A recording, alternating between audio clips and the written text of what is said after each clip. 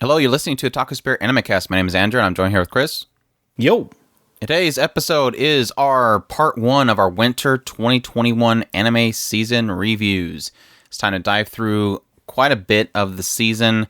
We're pretty much going for a two-parter, so this will be pretty much half of what we're going to be going through.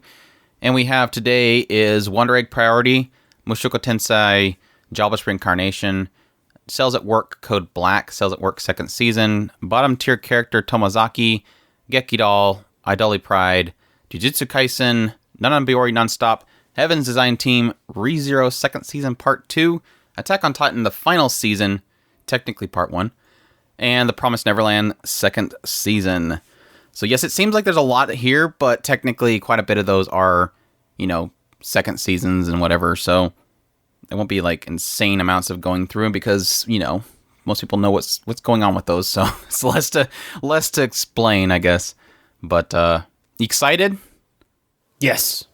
Awesome. And now unfortunately with one of these it's not technically the end, so I'm not going to get too in depth with my review of it, but yeah. We'll see. But yeah, as usual, we're at otakuspirit.com. That's where you can go for all of our anime, new and old. Great community forum links at the top. Social media links on the right side. And then we also have our link to our YouTube channel, where a lot of these things will get video reviews as well. Sometimes I will forget things that I talked about in the video or here, so you can get some extra stuff there, technically. And, some like Cells at Work I might eventually get back to and be able to do a review, which I'm not going to do this time because Chris finished it, but I did not, so. Yeah. Are you ready? I believe so. We'll see. Awesome. Let's dive right into it. Our first one is Wonder Egg Priority. And like I mentioned before, technically this is not finished yet. We are getting a 13th episode on June 29th, which is like literally between spring and summer, I believe. So unfortunate, but it is what it is. I just want to get my, basically it's almost done, but I do want to chime on it, so I am going to talk about it here. But again, it's Wonder Egg Priority. It's streamed on Funimation, ran for 12 episodes in the winter season, and like I said, it will have a 13th episode on June 29th to finalize it, and it's being done by Studio Cloverworks. It's an original. Genres are psychological, drama, fantasy. Creator is the screenwriter Shinji Nojima, who has worked on mostly dramas and live-action movies. And the director was Shin Wakabayashi, who directed Diaries of Our Days, which is a 22/7 short, as well as some episodes of Aka 13, Attack on Titan episodes, and Working. So, good stuff there. But yeah, this basically follows Ai Oto, and Ai Oto ends up, she's a shut-in. She was bullied when she was in school, and unfortunately a friend of hers that kind of, extended a friendship hand to her that, recently transferred to her school, was bullied to the point of committing suicide. And so Ai Oto has pretty much shut herself away from society, basically just stays at home most of the time, goes out at night, and then she stumbles upon a weird garden that has two people, Aka and Uraka, and they are giving away these eggs. And then in a dream state, whoever has these eggs can crack them open, and a girl will emerge from them.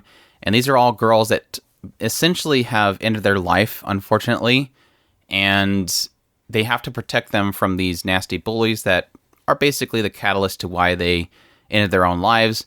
And if they save them, they can essentially, I guess, pass on. They'll disappear. So, and she's doing this, Ai is doing this because she was told that if she keeps releasing these eggs, protecting the girl that comes from them, she will eventually save her friend's life, who, ended her life. And so she keeps going in this dream state, releasing eggs, fighting the bad guys, all to help her friend. And she's later joined by some other girls, Neru, who seems to be a head of a company, a really big company, Rika, who is a past pop idol, Momoe, who is a girl that essentially is always mistaken for a boy. So she has a little bit of issues and insecurities about her femininity. And they all go into the stream state and fight baddies and protect eggs and hopefully help the one that they want to, basically save. Yeah. This is literally probably the best show I've watched in a long time. Unless they completely, and there's a joke there that technically there's issues with the ending already because we thought it was over, but it wasn't. Unfortunately, there was a 8th episode that was a recap that they title as the 8th episode, but we ended up finding out that it was just production issues and that it was actually supposed to only be 12 episodes, but now the finale is the 13th episode, and then we have to wait for it. But like I said, I wanted to get into this episode to review because I don't want to forget it in our podcast lineup. I'm not sure if we'll have time to fit it in to a podcast later, but I love this series. I love it to death. It is, like I said, unless they completely mess up that 13th episode, it is pretty much a perfect show, and I love it to death. It's probably going to end up in my top 5 anime of all time. There's just everything about this show is perfect. It's gorgeous. The character designs are fantastic. The storytelling's just heart-wrenching. Essentially, it's putting a huge spotlight on, an issue that everybody should be aware of, which is essentially suicide. And the girls, they're very short stories, these eggs that they crack, and they hear these stories, and the stories of the girls that they're trying to save are always essentially the same issue. And getting into their stories, they're very short, very simple, but they're kind of always spotlighting a certain issue, like a girl that has run away, not having, safety there, an instructor that forced themselves upon somebody at school or whatever. Those kind of issues are very short, very simple, very heartbreaking, and then at the same time, couple that in with the struggle that these girls are having, their own personal struggles that are, highlighted on the side, getting into Rika and her, wanting to see her father, Momoe and her insecurities, Neru and kind of her lack of emotion and trying to discover emotion, all at the same time, slowly unraveling these kind of side stories in the girls that they're trying to save. And it's all done with, like I said, incredible animation, incredible directing, just all the different shots and angles, the artistry that they're putting into the show is phenomenal. Just amazing action pieces, amazing animation pieces, which obviously was the reason that we led to having a little bit of a delay and probably the delay for the 13th episode, which, like I said, I hope that it all ends up turning out in the end.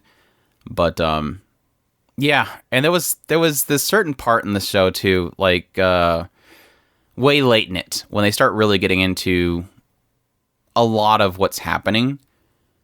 Some of those episodes, especially some of the backstory episodes, were absolutely unsettling and just perfectly directed. It's been a long time since I've watched a psychological horror type show that really was that unsettling, and I loved it. I loved it to death. It was just so perfectly done that I cannot...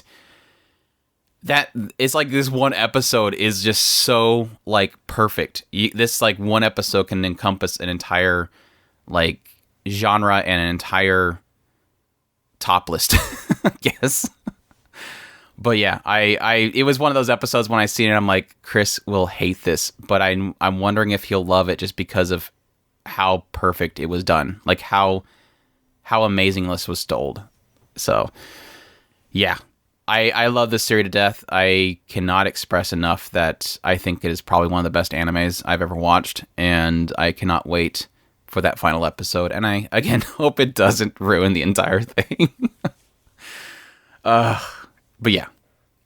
Chris, I think I texted you at some point. I'm like, you really need to watch this. I know you're not going to like it, but I know you're going to love it. Yeah, I still have intentions on watching it. Awesome. Well, try to watch it before the 29th, and then we can do like a full-on episode of it. Or if you can watch it by next week, you can give your thoughts on it. But it is unfortunate because you technically can't give a full idea of the entire story because we still haven't technically seen that last episode. So yeah, it's phenomenal. I got a special stay of execution. I think the moment that I told you that it wasn't the ending and that 13th episode was delayed, you're like, yes, I don't have to watch it. Hopefully Andrew will forget, and then by the time it actually comes out, he'll forget, and then I don't have to watch it, and I don't have to review it. Don't know that I'm thinking that, but we'll go with it. It's so good, though. It's so good. I love it, and I'm gonna miss it. Like every week, whenever we usually try to shoot for Tuesday record days. And every week it's pretty much been me like antsy going, Chris, finish this. Okay, it's Wonder Egg Priority Day. It's Wonder Egg Priority. I have to get off here so I can watch it. And plus, we had a lot of support on our YouTube channel from it. It was definitely one of the biggest hits, and I think that's because a lot of people were looking for, people to talk about it. It was stirring a lot of conversation. So, and that's something that I always love in this show is being able to spark that conversation. So, yeah, really, really good stuff. Really good. Go watch it. It's amazing. So, yeah, Wonder Egg Priority. That is that. Mushoku Tensei. Tensei. Did we say it was not Tensei? It's Tensei, right? Tensei. Mushoku Tensei. But I'll still say Tensei every time because I'm so used to saying Tensei. Jobless Reincarnation or Mushoku Tensei. Isekai Itara Honki Dasu. And this one is streaming on Funimation, run for 11 episodes. Done by Studio Bind, which is a new company and a joint venture between White Fox and Egg Firm. The source is a light novel. The genres are drama, fantasy, and magic. And this one follows a guy who is a shut-in as well. He was kind of dealt with a lot of bullying when he was in school, and at some point he kind of shut himself up, spends all day watching essentially hentai, and at some point the person, I guess, that was funding his ability to stay, held up in his room, passed away. So a bunch of people came in and just basically kicked him out on the street. Just he's a deadbeat. No reason for him to be there. And as he's kind of walking the streets, he ends up seeing a bunch of students that are on the side of the road, and he, fearing they're going to hit by a truck, runs out there to help them and gets hit himself. And as he's kind of fading away and dying, he's hearing the voice of somebody else, and when he kind of reopens his eyes, he finds himself in the arms of a woman named Zenith. And he is now the child of Zenith and Paul, which are, past adventurers in a fantasy world.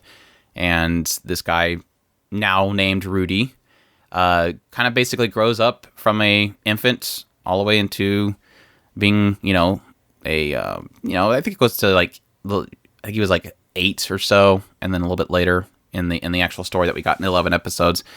But as he's kind of grown up in this world, he still kind of retains his desire to, stay at home and not go out. He still has his fears of, the trauma that he went through in the previous life. But he discovers there's magic in this world and starts training in magic, and eventually becomes the apprentice to a magician named Roxy. And Roxy trains him, and then eventually he goes out into the world, goes to train somebody within the same family that his father is a part of, which is the Grey Rat family, and trains a girl named Eris, and then things get crazy later on. But yeah, your thoughts on Mushoku Tensei Jobless Reincarnation? Now, having Wonder Egg Priority off to the side as a possibility of that, this is easily one of my favorites of the season.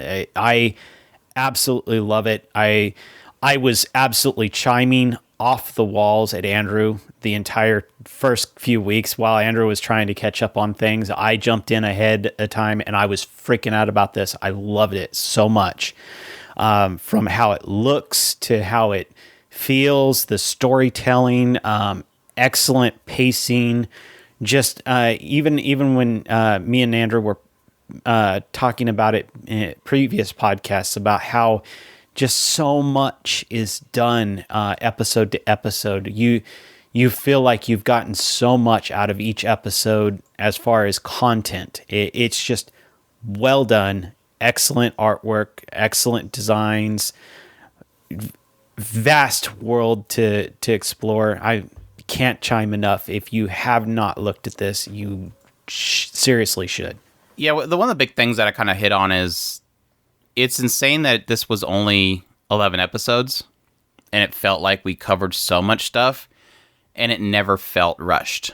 And it's like this weird, insane balance that in the writing, the original writing, and then the pacing and the directing they did for the actual adaptation. It's like, this is one of those cases where that the director and everybody was super passionate about this.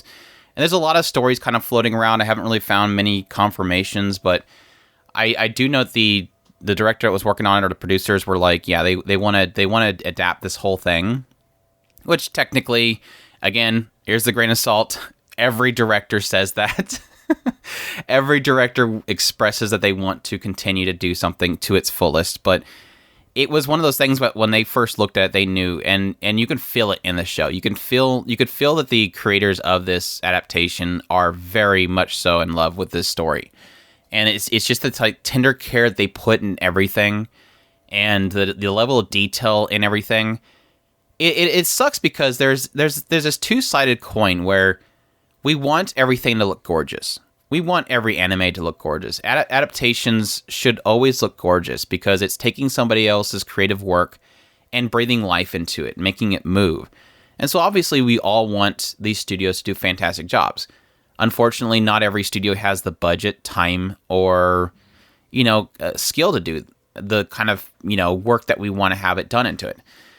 But the thing that it is always kind of has to be kept in mind is it's not always just, things looking incredible, action scenes looking incredible. It's the level of detail in making things move very lifelike that adds a level of, life to it. When you see a character's hair flow in the wind, it makes it more immersive because you feel like that's a living, breathing world. And what they did with this show is just that. They made it look like a living, breathing world that you were just sucked into.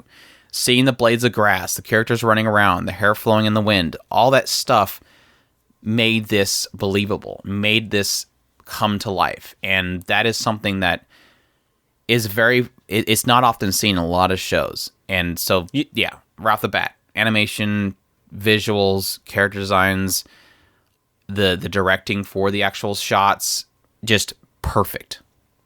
You sure that that's not just the animators flexing on you? That too. Hey, look, we're studio buying. Come over here. But yeah, that on top of the fact that knowing that there's going to be more is incredibly exciting because it for sure, when it was first starting out and we immediately fell in love with it, the big fear that came was, is this going to be basically a source material bait? Is this a, incredible, insane promotion for the light novel? And knowing that they're going to have more is definitely has me excited and allowed me to kind of invest more into it because I knew, thankfully, we will get a lot more of this. And I'm already kind of seeing it, especially with the story they've told already. This is seemingly going to tell this guy's entire life. And we already got a glimpse from basically infancy all the way until I think upwards of 12 or so. And that's also really cool because it's not just giving a confined story of, oh, here's the teenage years. Obviously, every single anime has to kind of cover the teenage years for some reason. But knowing that we're probably going to get more further into his life is just really incredible. And the story that is kind of told already, I already kind of mentioned the idea that this is technically, it feels like it's getting so much information in such a short period of time, 11 episodes to essentially go through so much of his life already. But like I said, the way that it's telling it is so good because it doesn't feel rushed, but we're getting so much information, so much of his build is happening. And I think the one thing that's really off-putting, and unfortunately it's one of those things of like a non-anime fan, it's really hard to sell to because he is a perv. And it's obvious it's showing him in his previous life being a shut-in, watching nothing but hentai porn. And so he has this pervy nature about him even in this other life. He thinks about these girls. He, tries to advance on some of the girls. He's super pervy. And it's always in his head as well. But the thing that I appreciate, and I don't think it's ever going to fully get away from it, but I do appreciate the fact that it does seem like it's pushing this character with growth. And I mentioned before that I believe that Rudy Greyrat could end up being one of those greatest main characters of anime of all time. Well, technically in the light novel as well, but specifically, we're talking anime here. This could turn into one of those main characters that is one that goes down in history because he is seeing so much growth already.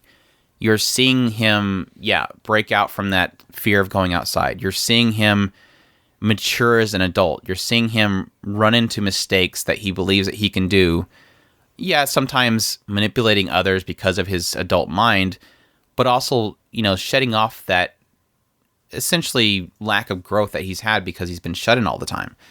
Seeing him mature as an adult before our eyes is going to be incredible, and I've already seen quite a bit of it, and it's incredible. I love it. The assumptions that he makes that could possibly cost the lives of others, all that stuff is something that I'm looking forward to seeing more in the future, and that's already seen so much of it already. Other than that, yeah, a lot of it really incredible characters. Roxy, like I said, it is pretty much was like best girl of the season, and we didn't really see much of her. She's just absolutely adorable. I love her character design, and I miss her immensely already in the show. Unfortunately, didn't get to see much of her. So Eris was a fantastic tsundere. She is technically one of those, here is an archetype. All right, we're totally going full-on tsundere character, aren't we? But then she has all this, other aspects about her that are just incredible. I love her very innocent nature, but yet very much so violent. The way that she responds to certain situations, I'm really curious if they will expand on more. I think I mentioned before, like her kind of very passive attitude whenever something really incredibly violent happens. I'm really curious if they'll get into more of that. Why does she respond the way she does? They're obviously pointing it out for a certain reason. Geese slaying was amazing as well. Unfortunately, again, didn't get to see much of her. What are the names of them? The Superds? Was it Superds or was it Superd? It's Superds. The Superds. That sounds right. The possible double crossing that happened in the past story, all that stuff was really expanding the world they were getting into in the later parts. Just amount of world building they were doing in the later parts, again, has me really excited for the future. But I was eating all that stuff up. There's just so much to unpack with this series and I am absolutely in love with it. Yeah, we did kind of have the debate already a couple times. We were kind of questioning it. I kind of want another core of it, but I am already seeing this pretty much dethroning every isekai off my list. We're still struggling with Ascendant of a Bookworm. That show is absolutely incredible, but I'm already seeing this possibly dethroning that as well. And it is turning out to be easily the best isekai ever. And it is a huge step above anything else. It is one of those things. I hate saying that because people go immediately, oh, it is an isekai, I don't want to touch it. But it's like, but if you're ever going to watch an isekai, this is the one. If you've given up on isekais, you still have to watch this. It's not an isekai. It is not a sum of isekai. It is so much more, and it is absolutely incredible. Yeah, the biggest problem that I have is because you're balancing the action-ish type feel of this show compared to the more meandering pace of Ascendance of the Bookworm. The pacing is very different between the two of them. And Ascendance of the Bookworm, its pacing fits for what it's doing, and the pacing for this show fits for what it's doing. And so it's really hard to kind of go, which one of these do I like better, because they both have their own charm for what they're doing. And it's really not fair, honestly, to go, these two isekais, which one's better? Well, each one of them are phenomenal in their own way, doing what they do best. Yeah, it's just like putting up Ascendance of Bookworm, which is more slice of life with a fantasy twist, versus Mushoku Tensei, which is more, fantasy action and a lot of comedy, versus something like, let's say, what was the reincarnated into her dating sim game, the villainous show. Yeah, all paths lead to doom or something. Yeah, that one. They're like completely different shows. It would be like putting up Kaguya-sama Love is War versus, a violent action show, Wonder Egg Priority or something. They're just two different genres, but they're both doing technically the same thing. But yeah. Yeah, even if you, because we go on and on about, or I go on and on about slime, and slime is even would have a hard time going against these two, because that one even is doing something very different than these two, and now we have Spider, which is doing something vastly different than all three of them. It's really difficult to put any of these, or the Demon Lord that we had a few seasons ago. That one's very different. Right. We keep going on about chairs or about couches. This is the reason why. Right. But yeah, definitely suggest it. Absolutely incredible show, and I cannot wait for more. It is definitely it's a must watch, and I gotta stop because it's incredible. Yeah, and the comedy is definitely right on spot too, and that's definitely something that I should point out is, again, it's very hard with a show that does have technically heavy beats in it, technically does have a world, expansive world, adventure, all this kind of other stuff, to really balance in comedy, which is not, it is not a full-on comedy show. It is sprinkled throughout it. But the thing is having that sprinkle of comedy, you kind of have to pull it off at the right timing. And they just do. Every time the comedy beats come in, it's never jarring. It always fits right into the scene. It feels very natural. And yeah, technically, especially early on, a lot of that comedy is very centered around his pervy nature. Again, that's him coming into this world, having that same, mindset as before, and slowly growing out of it, but I don't think he'll ever probably grow out of it fully. But it is comedy that's always spot on. Yeah, technically keeping a pair of Roxy's underwear when she leaves as a shrine is excellent. All the stuff that he, messed around with Eris herself is fantastic. The letter that Paul wrote Rudy when Ghislaine took him, all that kind of stuff is just so spot on. So yeah, it's incredible. I gotta stop. It'll be interesting to see how they, as they grow up, how that shifts as far as his personality and how the girls will react to him at that point. It'll be interesting to see. Yeah, I know somebody's perfectly fine with everything. Somebody's perfectly fine with everything. Won that battle. Yeah. Mushoku Tensei, Jobless Reincarnation, definitely a must-watch, and I cannot wait for, I believe they were saying summer, so gotta have a little bit of a gap there, which I'm perfectly fine. I'm perfectly fine with the gap. Let them get a little bit of rest, build up another fantastic season going forward with all that incredible animation. So yeah, next one we have is technically two. I don't know if you want to bundle them together or if you want to do them separate. I kind of will. I'm going to end up talking about both of them at the same time. I will designate them as I do the reviews. So let's go ahead and say both of them at the same time. Okay. So yeah, in this season, of course, we had 2 seasons of Cells at Work. We had Cells at Work second season, which again is the adaptation of the manga, the original source material of Cells at Work. The manga ran for 8 episodes, done by David Productions. Again, they technically did the first season as well, which we reviewed as well, if you guys want to check that out. It essentially kind of follows the cells within your body personified as people, and they all do their jobs working like the human body does, which, as we all know, is a very complex piece of equipment that has a lot of moving parts within it. And yeah, so you follow mostly the red cell, white cells, and a lot of the kind of different happenings that, happen to the body and how each cell kind of responds to it in, again, personified human forms. And then Code Black we had this season as well, which was done by Leiden Films, and it is based off of a manga, Hataraku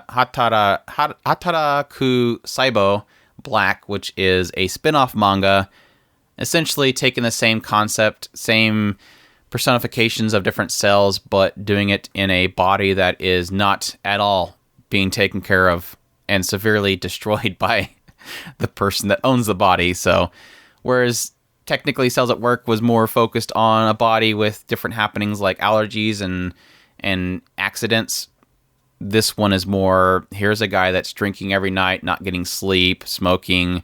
What does the body do? So, yeah. I did not finish them. Like I said, I might go back to finish them, but I was a little bit less interested in going back and watching Code Black because it wasn't fun. It wasn't entertaining, and it was just mostly depressing. Yeah, and that's in a nutshell the biggest beef that I have with Code. I do like the concept of seeing things from the perspective of, and the best way I put it is when we were kind of bantering back and forth, and this show happened to come up. It's effectively a body that's desperate to stay alive versus a body who is just reacting to things. So you get a cut on the arm. Your body's not desperately fighting to keep you alive per se. It, of course, naturally your body's always doing it. If it doesn't, you will die. But the body reacts differently. And it is interesting to see a lot of these things from that perspective. So it is interesting to see things from that perspective of the body trying to keep itself going. So in some respects, I do love that when it comes to Code Black. At the same time, it also causes the cells to have this more grim outlook on things. Where yes, there is the main character he's not really, later on he does kind of get downcast, and so he does end up kind of falling in line with a lot of other cells who are, that a lot of them are just plain giving up. And one of the more starker contrasts is to look at the difference between the platelets in one show and the platelets in this show, where you've got these grim little platelets that are just absolutely like, get out my way. I ain't even fooling with you. Whereas in the other Cells at Work, the original, they're happy-go-lucky, cutesy, going across the way and asking people to excuse them while they walk by. And everybody just stops and goes, oh, how adorable, the platelets. And so that's the difference between the two shows. If anything, you can't get more starker contrast between those two characters. That translates across the entire show. Sometimes they're talking about having how does the cells act when they're trying to work to save hair follicles or something like that, or even darker when they actually talk about pus, which is really gross to think about, but this is a normal thing that happens in the body, and they actually discuss this in Code Black, and it is brutal. So you get a lot of things where it's just absolutely stark as far as just how bleak things are in the Code Black version. Like I said, it's interesting to see things from that perspective, but at the same time, it is brutal, and it does kind of wear at you going from episode to episode. And it was like, I don't want to keep going. I really don't. But I did push through it, and eventually it seemed like we were going to get to a kind of happy ending, and it didn't quite end up as happy as I was hoping. So it's frustrating. Yeah, for sure. But yeah, as for the original series, absolutely fantastic. I did get a kick out of it and had to message poor Andrew. I guess I was trying not to spoil it, but it ended up, I guess I spoiled something. Ended up bumping into a kind of a Saber type character and kind of poked at Andrew that he may want to go and watch it so he could see the Saber character. She was absolutely phenomenal. And that was fun. Yeah. Yeah. It is funny though, because when Chris talks about like dark shows and how he doesn't like them, this is technically my side of the story. Like, we always discuss the idea of, like, it actually was something that was brought up in our last discussion, because somebody was asking, like, you know, why Chris doesn't like dark shows. And it brought up the conversation of, like, what really is the reason why you can't watch them. And my whole thing was, like, I understand it from a different viewpoint, because whereas, yeah, I watched something like Wonder Egg Priority that technically does get really dark, and is something that is just not, it's weird that we will watch something that we knowingly are seeing something really bad happen to a character, and it's very depressing and it's very hard to see. You don't want to see a kid get kicked down some stairs. It's not appealing. It is not fun.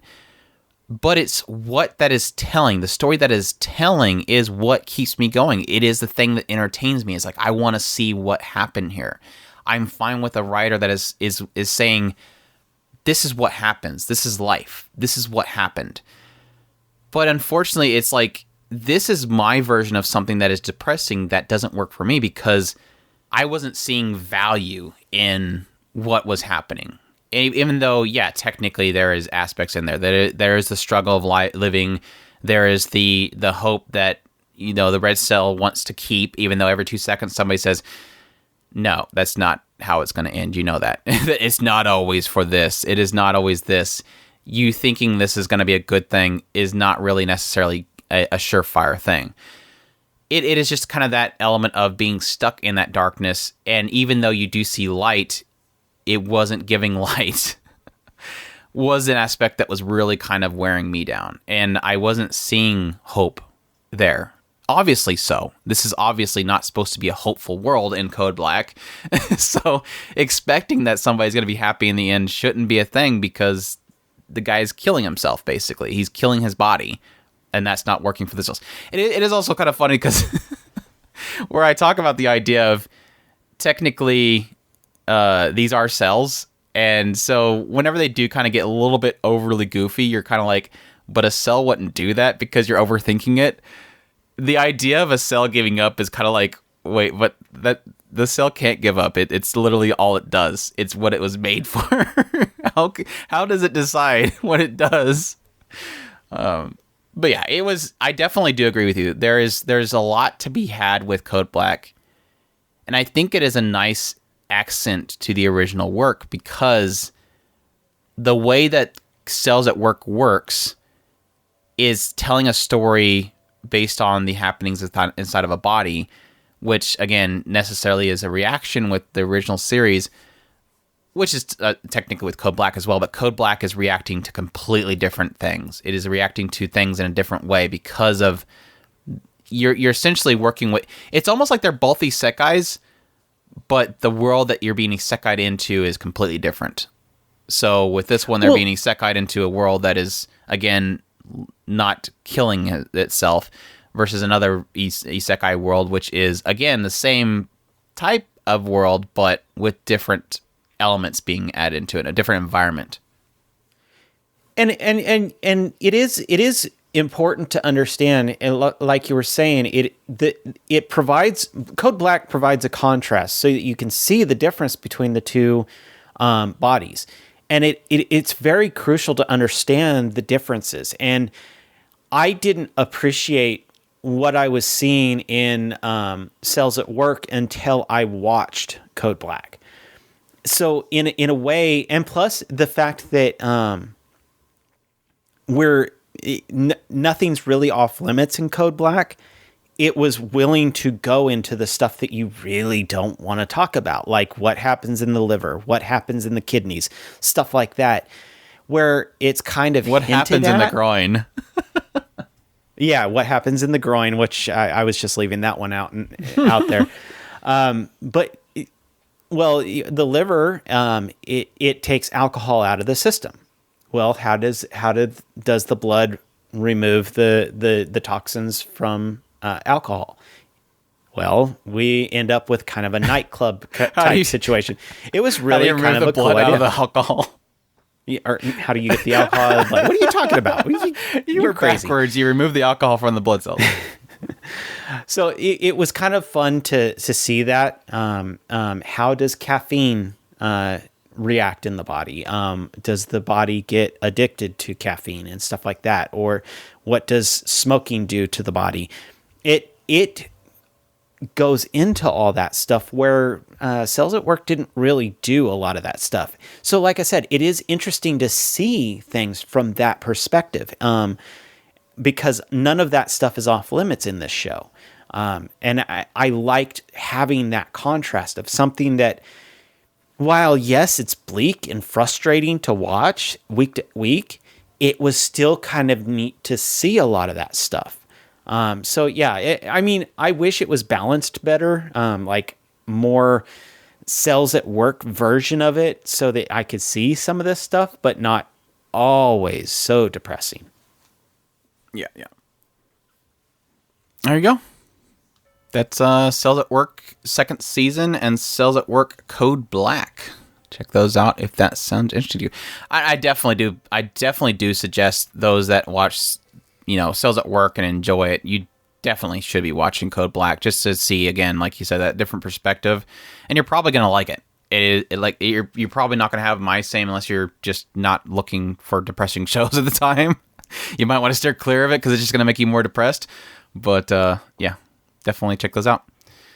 Next one we have is bottom tier character Tomozaki or Jaku Chara Tomozaki-kun. This one is streaming on Funimation, ran for 12 episodes, done by Studio Project Number 9. The source is a light novel. The genres are drama, romance, school. The director was Shinsuke Yanagi, who did Angel 3P and Netoyome.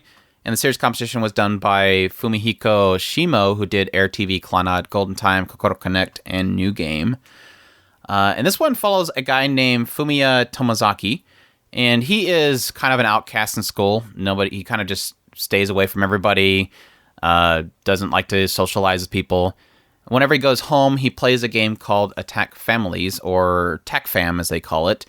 And it's essentially Smash Bros. And he's really, really good at it. And the whole situation with him is that he feels that video games are better than the real world.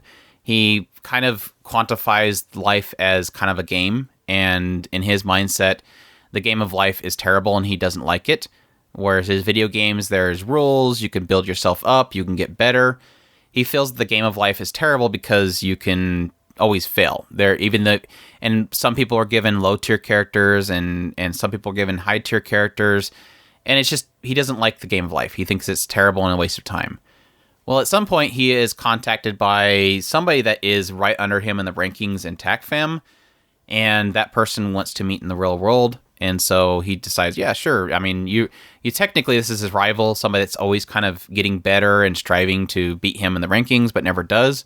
So he decides to meet up with this person. And when he meets at a location, as anime would have it, it is one of the most popular girls in school. Aoi Hinami. And Hinami is not too happy with what she meets because she's always kind of looked up to this person in the rankings in TACFAM, and come to find out this person she looked up to is essentially in her eyes a deadbeat, somebody that has given up on life. His appearance isn't good. He's dressed really shabby, and yeah, this kind of upset her, and she kind of very so much puts him down. And he kind of responds like, how can you talk down to me? You're given a high tier character. You don't know what I'm going through. Life is, terrible, all that kind of stuff.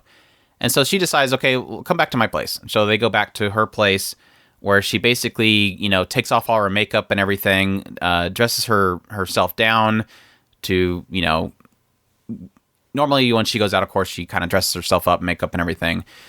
And he hardly recognizes her without all her makeup and her hair done and everything like that. And this gets into a conversation about she believes that the game of life is just as fun as the TACFAM game that they both really love, and that it's challenging and there's little aspects to it that are actually fun. And because she kind of acknowledged TACFAM as something that is equally as fun as the game of life, this leads to him to allowing her to essentially help him level up in the game of life. So she, from this point on, will give him tasks that says, go talk to this person 5 times in a week, smile under a mask for a while, clean your posture, all these kind of things that he has to do in order to kind of, benefit his social standings, help him communicate better, and level up again in the game of life. And so this kind of precedes him, meeting other people.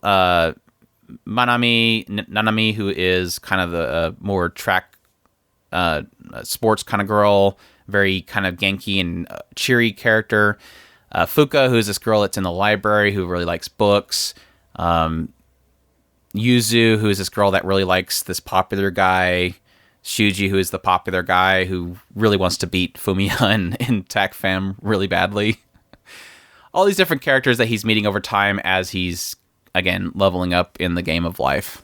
And all the challenges that Hinami gives him and all that kind of stuff. So, yeah, your thoughts on bottom tier character Tomozaki, which I hope you finished. I did. Okay.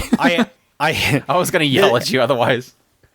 I thought it was, I actually beat it for you. So, You probably finished a lot of it before me because, again, I'm having to do videos and stuff. I'm teasing. Stop. I thought it was and you didn't finish Wonder Egg Priority either, so. No, this is true. I've pretty much sucked with catching up on shows this week. So, you're doing wonderful. We're like this little jab session in the middle of a review podcast. And you're going to suck next week too, aren't you? I actually thought this show was absolutely phenomenal. I still to this day stand by what I said before.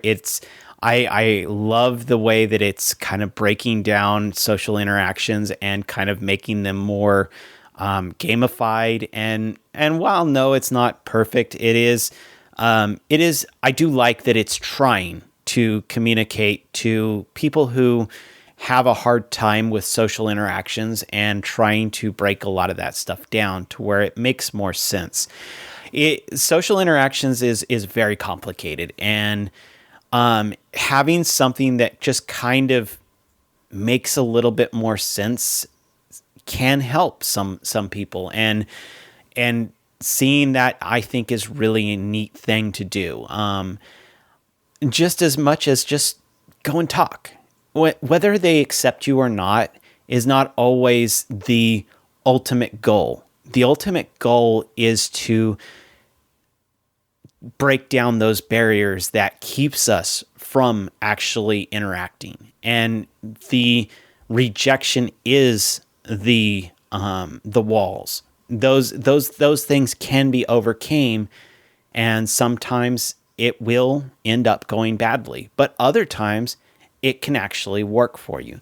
And that's one of the things that this show does. And it while it's even Fumiya, he has those awkward interactions where he's trying to do something that he's not used to, and sometimes it works, sometimes it doesn't. Talk about working out his butt. Yeah, I think so. So there was a couple of them that was like, oh yeah, that one sucked. and then Hinami has to run in there and go, oh yeah, I'm going to do that too, to save his butt, literally and figuratively. No, I'm kind of on the same base as you. I was thinking of the awkward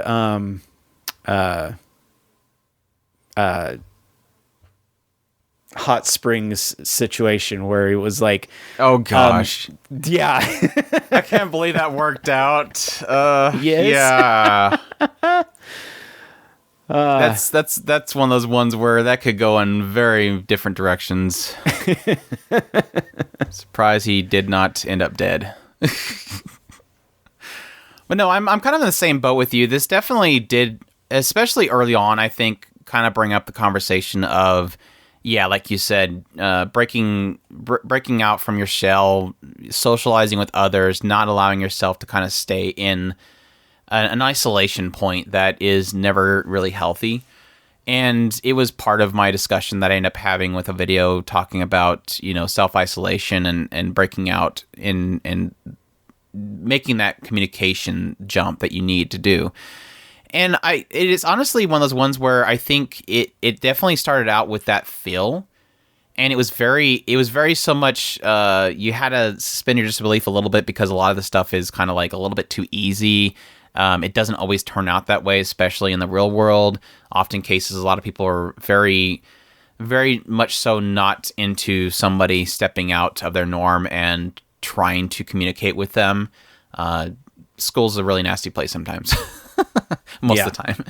But it was giving a message of hope. It was giving this idea of, yes, you can step out there and try. And there's people out there that you might think are unapproachable. I think, like, especially with, say the case with Nanami.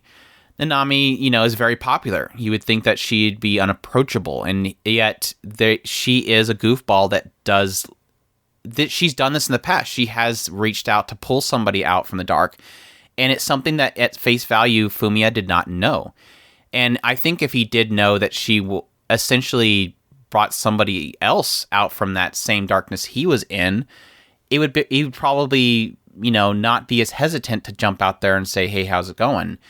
Because she is approachable. She does have this other side. She is not the popular girl that's like, ew, what are you doing? And I think there is something to be said about people not being what you think they are, and being that they are approachable. And it definitely was hitting on that feeling early on. Again, I don't think it's one of those things where it's always going to be that way. And yeah, you can make the argument that it's too easy, but it was giving that sense of hope. And I do think that's a really positive thing. Even though, like I said, we're going on basic levels of communication here that you wonder why he doesn't know, based on the fact that he does have relatives, he does live in a family, they do communicate, that he should know basics of communication. But it never really it never was dragged down by that. It was never really kind of staying in that kind of feeling, because it did kind of move on from there to really exploring the characters, their struggles, while at times not feeling too overly complicated. We're not getting into Clannad levels of mind-bending drama here. They are very basic stories, but they're important to the characters, and I did like that. Like, again, hitting back on her again, but Nanami technically did get a very huge story arc, whereas not a lot of the characters did get full story arcs, which does want me to have more of this series. But it was a very basic story, but it was important to her, and the way that she portrayed what her struggle was, I thought was absolutely fantastic. I loved the second place questionnaire that she gave that I think hit home and was very simple, but yet very compelling. So, but no, I think that I think the thing that really did surprise me was that, and I started feeling it at some point, and I remember texting Chris about it, and I'm like, I think I know where this is going, and I'm kind of intrigued. Like, at face value, this seems like a goofy comedy. It does have a little bit of tinge of that harem feel, but it never really is. It's not a harem. It has this feeling of character exploration. It is very so much about the characters. But at some point, I was thinking to myself, wait, is this going for? And again, I'm using this analogy as a way of kind of not really spoiling things. But I posed it to Chris as, is this a case of don't just read the strategy guide? And it kind of went that direction. And I really did like how they kind of went full circle with the ending of the adaptation, where they brought the characters back to an origin point and really had them question what they were doing. And I loved that, because I was having that feeling of, essentially a lot of this has to do with masks that people put on. Several characters in the show really do kind of have this feeling of change they want to seek out. And a lot of it has to do with the mask that they put in front of them. Nobody is what they actually are. We have that, whenever you interact with somebody, you always somebody new. You walk up and you're like, hey, how's it going? You never see the side of them that's hurting. They never immediately have, well, in most cases, they don't immediately show all of their scars to you. And it's breaking down those barriers and seeing those scars and people showing those scars and what essentially they portray, their facade, versus what they actually are. And how you kind of connect that all with what you were mentioning earlier with the gamification of social interactions.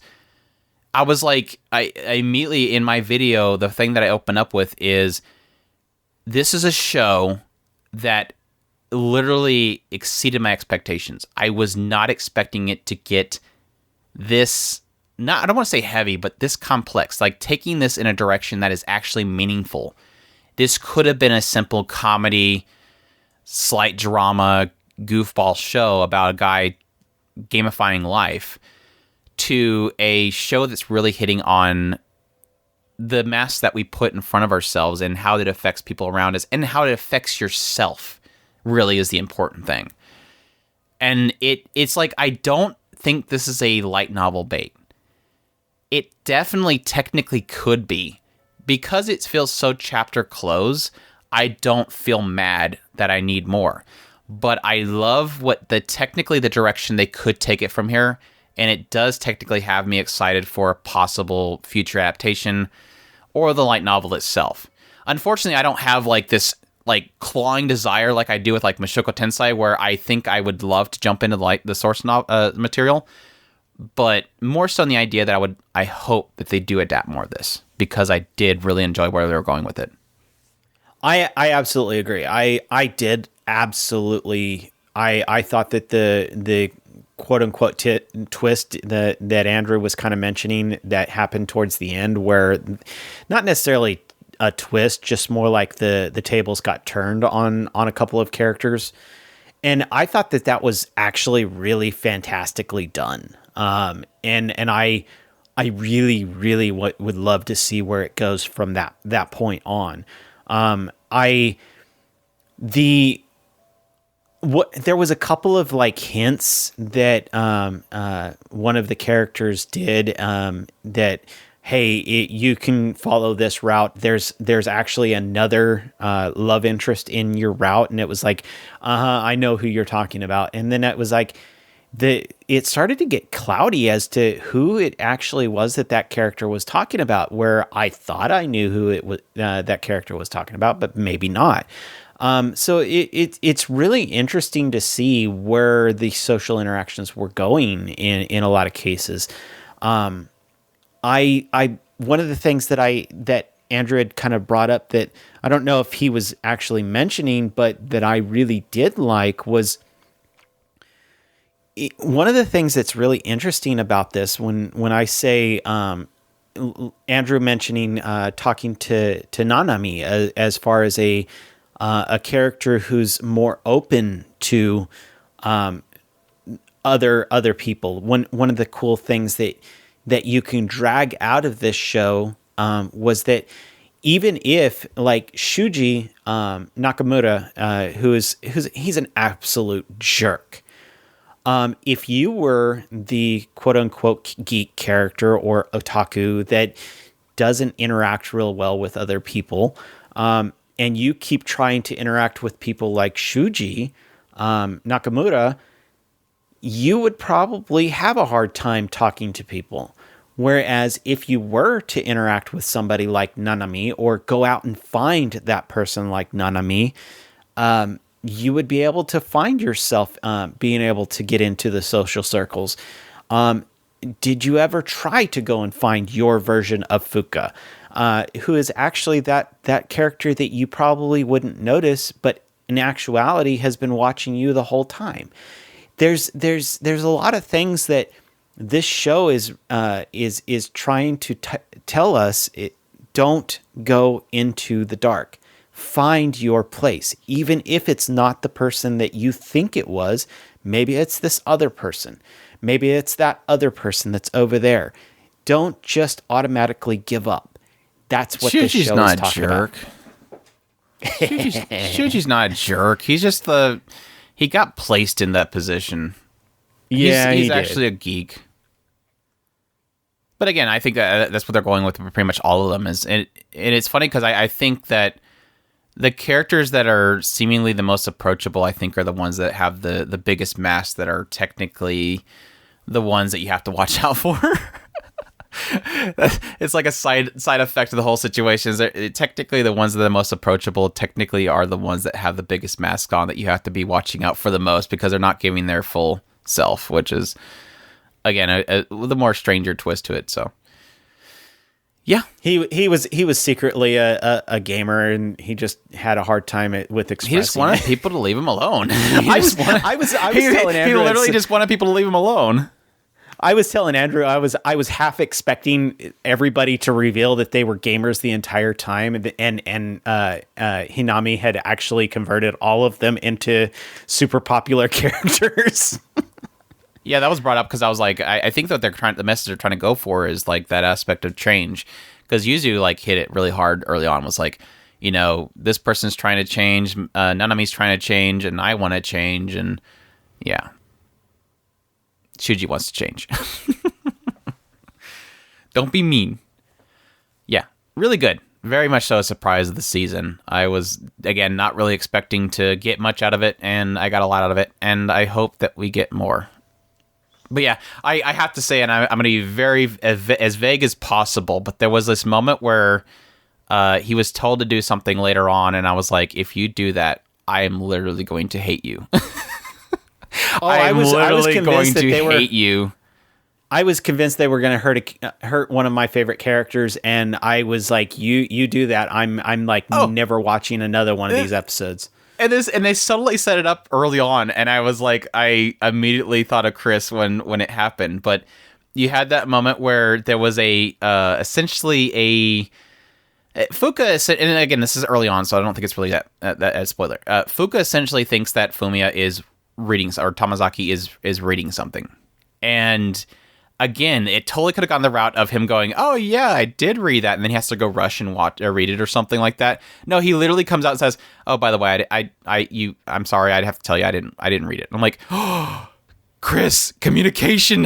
look, Chris, it's communication. They're doing the communication to alleviate later drama. Wow, this writer has it." That's one of the things that made me really like Tomozaki. He was like, it was almost this thing that kept coming up of you know, kind of deceive these characters, and he's like, I don't want to do that. That's like the opposite of everything that I am. And I was like, this is one of the things that really makes me like this character. And well, so again, I'm hoping is really the big beat of the show that I thought was incredible. Yeah.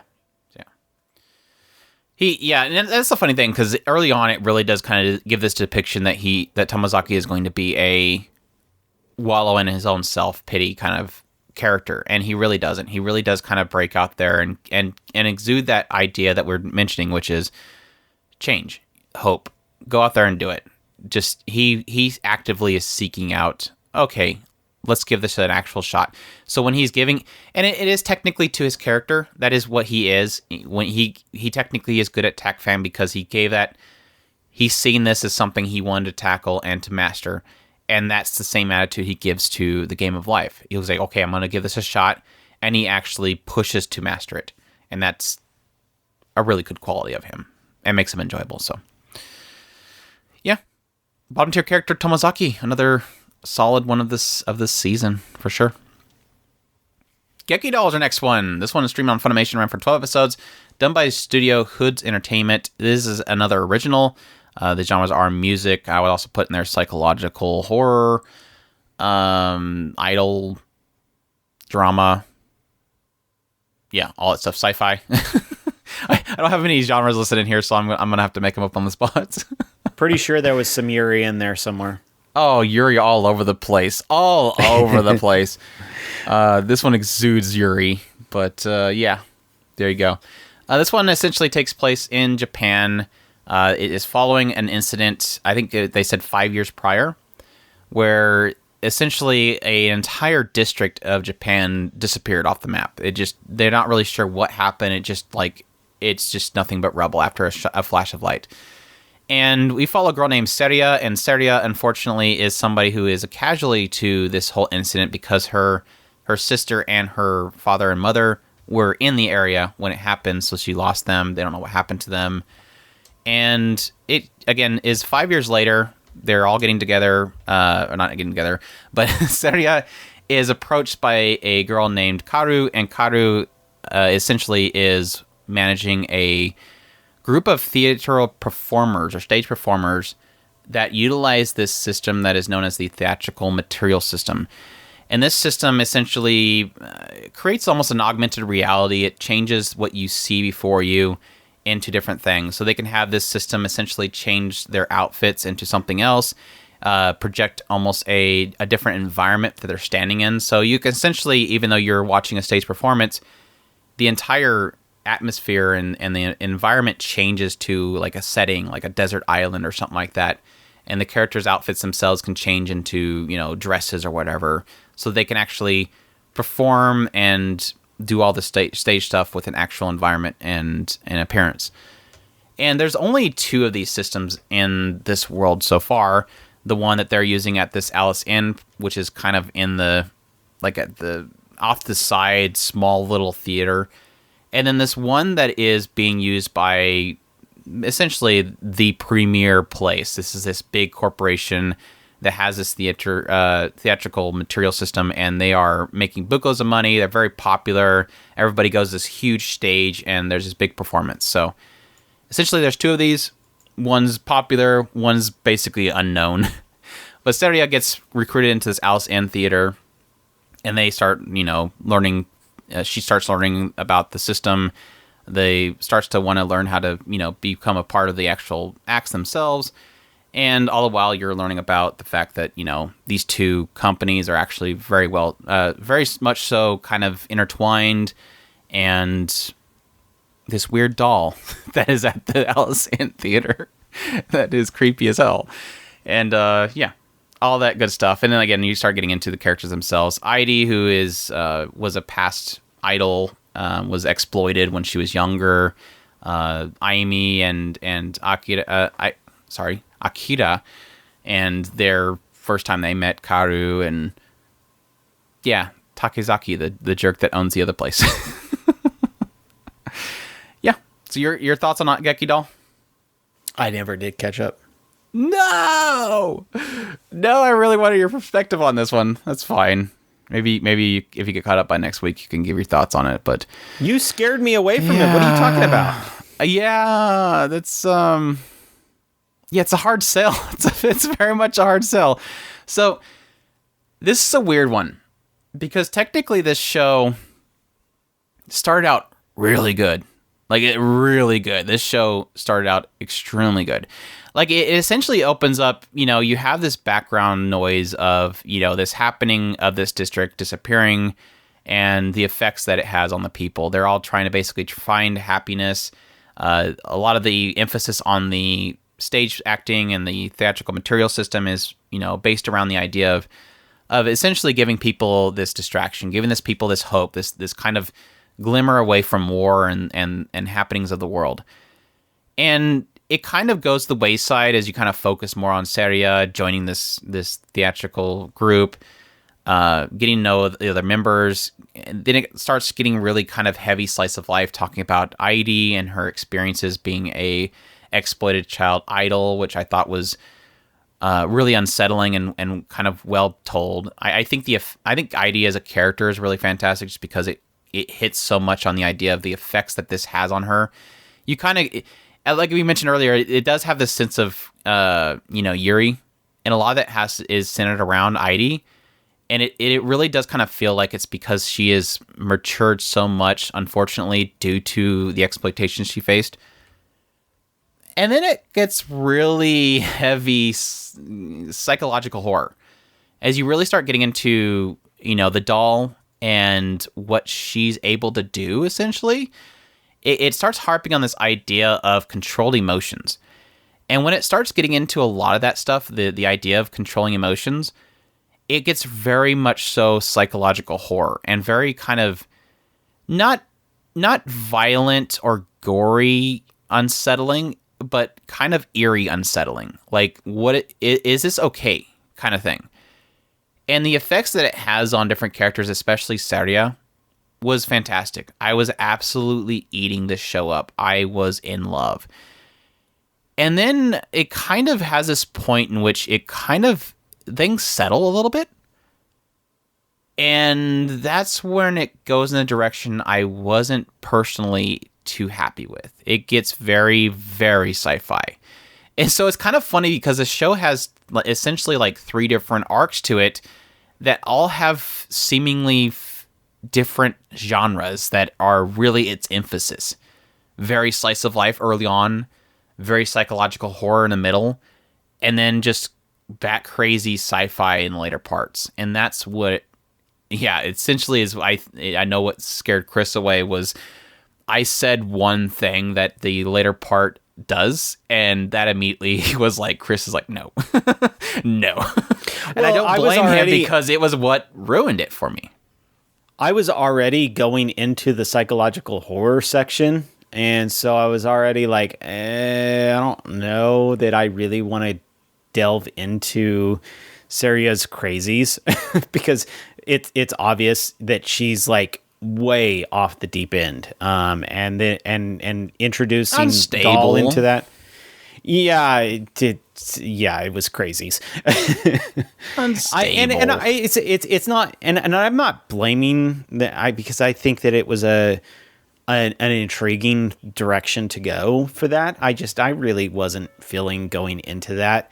And then, but yeah, what Andrew was pointing out as far as the last section, it was like, I've already gone into why I hate going into that stuff, which is, I don't care for stories that go and try and delve with that. And Andrew said it's not the type of version of it that really does bother me, but I just really, I was already, yes, I was intrigued by what they were going to go into with Seria, but at the same time, nah, it's okay. I already had enough with Code Black. Yeah, and it's unfortunate because, like I said before, it was so good. Like it totally had me. And this is a funny thing because when I reviewed it on YouTube, when somebody was like, "Well, do you recommend watching this show up to that point and just stop watching?" And I'm like, I think you technically can. Like, I think you can technically utilize that as a complete story. But at the same time, you're going to have that backstory that is unfinished, basically. Like, there's that looming backstory that is never going to get kind of answered. But at the same time, that answer's not a good answer, so what does it matter? But no, it is... The other kind of... The frustrating thing is, and I often mention this as my issue that I have with a lot of storytellers. This happens way too much with RPGs, especially. Like, I cannot tell you how many times I play an RPG and it gets to that later part where it's almost as if the writer has this, like, there's this thing in the background that says, to tell a story, part 1, tell a story, part 2, have a climax, part 3, have an insanely crazy big bad at the end. And it was almost like they did that with this. And it gives me that desire whenever I watch something like this where I go, no, keep it simple. You don't have to have a big bad in every story. There's no reason to it. It's not a necessity. And unfortunately, it is a common issue that I have with specifically Japanese storytellers is they always have that need for some reason to have the big bad. And it's like you just want to yell at them and shake them like, no, you don't have to. You don't have to do that. Keep it simple. Keep it about these characters that is working so well. You're good at this. You're knocking it out of the park. You don't have to have a big bad. You don't have to. I think that was the issue that I had with Ico Incarnation, where it's like it felt like they had to just shoe in a bad guy. Like you don't have to. You just focus on these characters. You're doing so well, and yeah, again, it makes sense. The direction they go makes sense to the characters. The almost manipulation that is happening makes sense.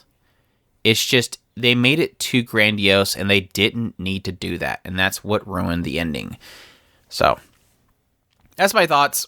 I think it was absolutely stellar at the first half. I thought it could easily be a gem of the season with this show, but like I said, it fumbled the ending really bad. And this is kind of a prime example of that idea that, yes, technically an ending can ruin a show. And it's very unfortunate because of how well it was doing. Now, granted, there was other issues with it prior to it getting to that folly, which was mainly in the animation. I love the character designs. I think they're adorable. But, and it is technically kind of a unique art style itself. But it had this weird issue where, and it almost felt like they changed directors or they outsourced some of the episodes. Because for some reason, out of nowhere, it felt like a lot of the animated angles were either like extremely close to the characters and it felt like they were hiding something, or it felt too close. Like, why are we suddenly in this angle with these characters? It just felt awkward how they were portraying certain scenes, and and like I said, it felt very in contrast to the early parts and the later parts. So I almost felt like they changed directors or possible, outsourced or something like that. So yeah, if any of that sounds interesting, you definitely check it out. I thought it was a really interesting take on the idols things. I guess I really didn't mention the idea that the reason why it's Gekidol, which is technically idol included in there, is that it's a combination of Engeki and idol, which Engeki is stage performances, basically theatrics, and idol is idols. At some point they're trying to make money and get a little more popular, so they decide to do idol performances on stage, and I thought that was kind of interesting, weird take on it. I was a little disappointed in the fact that while we did get a lot of idol performances on stage, the theatrical stuff, which is technically unique for this particular group, and it was the thing that they were actually passionate about, we didn't really get many of the stage performances. And if we did, it was like 2 lines from each of the performances. And I felt that was kind of a letdown, because you're selling us on stage performances and they're very excited about the stage performance they're going to do. They're like, oh yeah, that's a really cool script. And then we don't get to see any of it. It is kind of weird. But a few times, the few times of the episodes that I had watched, it felt like they were shoehorning the kind of idol-esque part into it, and it makes sense to the story. First part, the actual performances, it seemed like they were doing the same thing over and over and over again. But I don't know if they changed that. It's like the same. It's like the same 2 lines from the same performance over and over again. I'm like, man, I can't wait till I get the next line. and I don't. Having watched the whole thing, I don't feel that the idol thing was shoehorned in. It was technically a part of the story and was a something that they were doing reluctantly in order to succeed. And like I said, it was hitting on that, and I do like that. It's just unfortunate that by the fact that they did only showed really the performance of idols, it technically leads it to what you're saying, which is, oh, you're just selling CDs at this point. It is one of those aspects of where, even though we were downplaying a lot of people's thoughts on Grimgar being a advertisement for No Name, this almost felt like you kind of are trying to sell this, aren't you? And not showing us what they want to do, which is unfortunate. But yeah, that is Gekidol. A lot of potential. Definitely started out really strong, but unfortunately did not. I wouldn't say land the ending, just kind of flub the ending altogether for me personally. So, yep, that's that. Idoly Pride is our next one. We have Idoly Pride, which streamed on Funimation. This ran for 12 episodes, was done by Studio Lurch. It is another original series, and the genres are music and drama. And interesting people that were working on this is Tatsuya Takahashi, who did Idolmaster Cinderella Girls, along with Noriko Takayo for that show, specifically not this show. But yeah, this one, this essentially early on follows a guy named Kohei. And Kohei, when he was in school, was approached by a girl named Mana Nagase. And she's like, can you come with me, help me? I'm going to go audition to become an idol, and I would really like you to come with me. Well, come to find out, she was dragging him along because she wanted him to be essentially her manager. And so he gets roped into being this Mana Nagase's manager as she becomes an idol. And the kind of the unique thing about this world specifically is that idols are not necessarily ranked and achieve based on popularity of people. getting a following or anything like that is not really the case of how to be successful as an idol. They have this AI system that actually dictates the rankings of the girls themselves. So they go on a stage, they perform, and this AI system actually dictates who will win in these competitions of idols. And Mana Nagase is kind of a rarity, and it kind of never really happened before. She succeeded solo as an idol and climbed up the ranking systems very quickly. She captured the hearts of many people, all the way to the point that she was going to perform on the final stage itself. But unfortunately, an accident occurs and she passes away. And then jump forward in time where Kohei is still working in the industry. He is still working at the Hoshimi Productions, and now he's recruiting several girls to make a new group. And one of those is Kotono Nagase, who is Mana's sister. She seemingly early on is trying to essentially get on the stage that her sister failed to get onto because of the accident. And also the other focus is on Sakura, who is a girl that is kind of just passing by, but then she kind of has this random desire that she is going to go in there and just walk in the room at the audition and auditions as well. And the unique thing about Sakura is that she sings a song and she sounds like she basically sounds like Mana. And so she immediately gets pulled into it, and they start gathering a bunch of girls. All in all, about 10 different girls they pull into the group, and they all start trying to climb the ladder of idols and fight against this AI system and compete against the other girls that are being idols. And oh yeah, there's this other weird thing where Kohei still sees Mana. The ghost of Mana is present and making comments every now and then about what he's doing and pulling together the group and all that stuff. So yeah, your thoughts on Idoly Pride? Oh, this is a frustrating one, but no, I ended up falling behind on this one. Bad, Chris. Bad. Yeah, this one I was really enjoying, and I was shortly, I want to say 2 episodes after they split up and started going into their own teams. That's about where I kind of fell off. Oh yeah, the part that made me really mad. They had one episode where it like left on a cliffhanger of like, oh yeah, by the way, I want you to leave the group. And I'm like, what? Which is like a true testament to like just your desire for these girls to succeed and your love for them, to have this moment where you're literally wanting to throw something because one of them could be possibly hurt.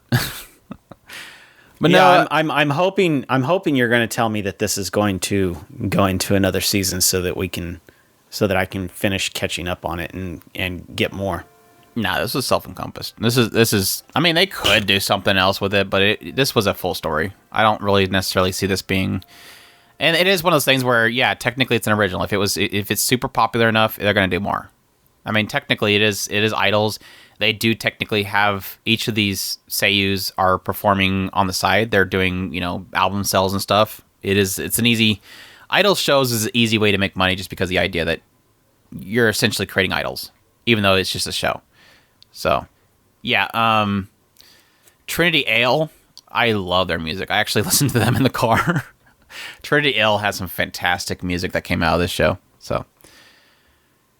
So let's start off with the animation and everything. I think it looked gorgeous. I did like the character designs. I thought that the studio did a fantastic job of keeping them on model. The characters look gorgeous. Love the artwork for the actual show itself. And I think that's an important thing to sell a show about idols, is to look good, have the characters look good, and they definitely pulled that off. I loved all the different seiyus. They did a fantastic job voicing the characters. They all had kind of their own little goofy voice quirks, which definitely added flavor to them.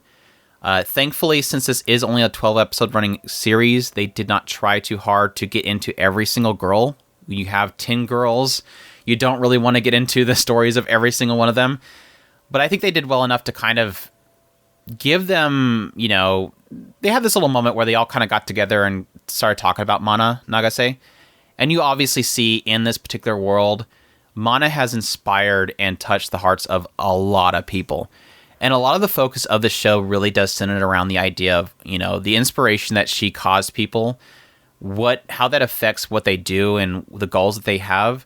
and possibly later on the show, and they technically do, I'm not saying possibly, get to that point where they really kind of go, yeah, this is my inspiration, but what do I want to do? Like, is this what I want to do? And that is technically an important part of the story itself, is getting that feeling of, yes, I appreciate the inspiration that she did create, but is this my voice kind of thing? And I thought that was a cool kind of story twist to it, because a lot of this focus, like I said, is on Mana. Mana it affected a lot of people, including people that are outside of the actual group of, Sunny Peace and Moon Tempest, which, like you mentioned, is the split that happens with the actual group of girls. But yeah, I thought that this show started out really strong. I did really like the backstory of Mana. I did love the emphasis of the inspiration of Mana and the effect that she had in the world. We were really curious early on how important Mana's ghost was going to be, and it does lead to some really powerful moments. Like, there was one performance that one of the characters has, and the moment that they showed Mana watching it was very emotional. Like, just the shot that she's watching was very emotional. Getting into Kohei and why he still works in the industry, even though he, lost Mana and she was the reason why he was there, was good. But I think overall, unfortunately, outside of Mana and her effect on people, Sakura's desire to be her own, Kotono's desire to be her own, there wasn't too much, emotion in this show. I did love the performances, even though they used CGI. It looked good. The CGI did look good. It blended well with the art style. But I'm even though I was entertained throughout the entire series, I didn't feel enough from the characters. They just were there. They were performing. They were existing. They talked about Mana every now and then, but not really hitting extremely hard all the time, which isn't really necessary. So don't get me wrong, but I did feel, looking back on it, that I didn't get enough from the series, even though, like I said, the beats pace by pace were solid enough. So yeah, like I said, I love Sakura's story. A lot of her involvement was fantastic. Kotono's story, while kind of lacking early on, does get into some great moments later on. And overall, it looked really fantastic, and I did love watching their journey to becoming successful. So yeah, I guess that's it. I think I'm missing something. I feel like I'm missing something. But yeah, good times. It was funny because one of the things I was looking for, I think I mentioned in our first impressions, is knowing that when it's an original, you obviously want to look into who's working on it. And the moment that I seen that Tatsuya Takahashi was working on it, I was excited, because I don't know if he was specifically directly involved with, but I love Cinderella Girls. Specifically, there was one really impactful moment of that series, which is where Uzuki kind of steps out on stage and has a performance, and it hit so hard. And they technically had that moment in this series, and I did love it. So for those that did hear our first impressions, is wondering if I found that moment. Yeah, I technically did find that moment. And it was a lot to do with kind of finding that voice of your own. And they pulled that off pretty well. So really fantastic music too. Like I said, really, really good music. A lot of it's stuff that I would love to listen to on the side. But yeah, some really cute moments in there as well. So yeah, that's Idoly Pride. If you're a fan of idols, definitely check it out. It is one of those ones that's technically kind of a hard sell for people that aren't into idol shows, because I don't think it really technically has enough of that external idol moments that I think people that aren't fans of idols would be looking for. So yep, that's Idoly Pride. Check it out if that sounds to you. Jujutsu Kaisen, I'm putting this together wrong. Jujutsu Kaisen, this one straight on Crunchyroll, ran for 24 episodes. It is, of course, the anime of the year of 2020, even though it was not had much broadcast before it was selected. But That's fine. It was done by Studio Mappa. The source is a manga. The genres are action, horror, demon, supernatural, school, and shonen. The director was Seong-Hoon Park, who did The God of High School. And series composition was done by Hiroshi Seko, who did Ajin, Seraph of the Inn, and Vinland Saga. And this one follows a guy named Yuji. And Yuji is kind of he's currently kind of taking care of his grandfather who's in the hospital. And as his grandfather is in his deathbed, basically, he kind of points out to Yuji that, look at me, there's nobody here for me. Like, his grandfather's alone, even though Yuji is there. His grandfather's alone. And so he's kind of like, don't make the same mistake as me. Help others. Basically, surround yourself with people. And at the same time this is kind of happening, they're currently looking for this finger of Sakuna. And this Sakuna is basically like the king of curses. As you kind of find out in this world, every person kind of exudes negativity and malice. And this malice and negativity that pours from humans becomes cursed spirits. And these cursed spirits basically live on harming humans and causing chaos. And at some point, as he's kind of, his friends have this finger of Sakuna, he is approached by a guy named Megami, who is this Jujutsu sorcerer. And these Jujutsu sorcerers are basically a group of people that will go out and destroy these cursed spirits that are harming people. And they use curses in order to fight them. And Megami approaches Yuji and is like, where's his finger at? It's missing. You obviously know where it's at. And he's like, oh yeah, my friends have it. And so he's like, okay, they're in danger. So they go back, and sure enough, they're being attacked by a cursed spirit that wants this finger, because all the cursed spirits want the fingers in order to make themselves stronger. And in order to save his friends, Yuji consumes this finger, and thus brings into himself Sukuna's spirit himself. And where normally most people would probably be possessed by Sukuna, and it would be really dangerous at that point, he's able to kind of regain control of himself, but yet still have the powers of Sukuna. And so it kind of just follows Yuji as he is learning about the cursed spirits, learning about cursed users, whether it be good or bad, joining the Jujutsu sorcerers to fight the cursed spirits, and basically the politics of the Jujutsu sorcerers as well, because obviously him having Sukuna within himself, the sorcerers would want to execute him immediately. But they decide, well, Gojo, who's like this really powerful one, decides to essentially give Yuji the option of, hey, either we're going to have to kill you now, or you can join us, help us find the other parts of Sukuna, and then we'll kill you once you collect all the parts.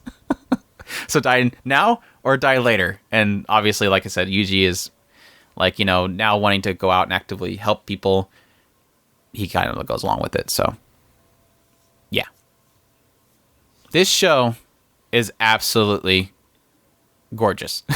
Like, I joked about it in my video review, but like, oh, so this show is the reason why Mappa used all the CGI for the Titans in Attack on Titan the final season.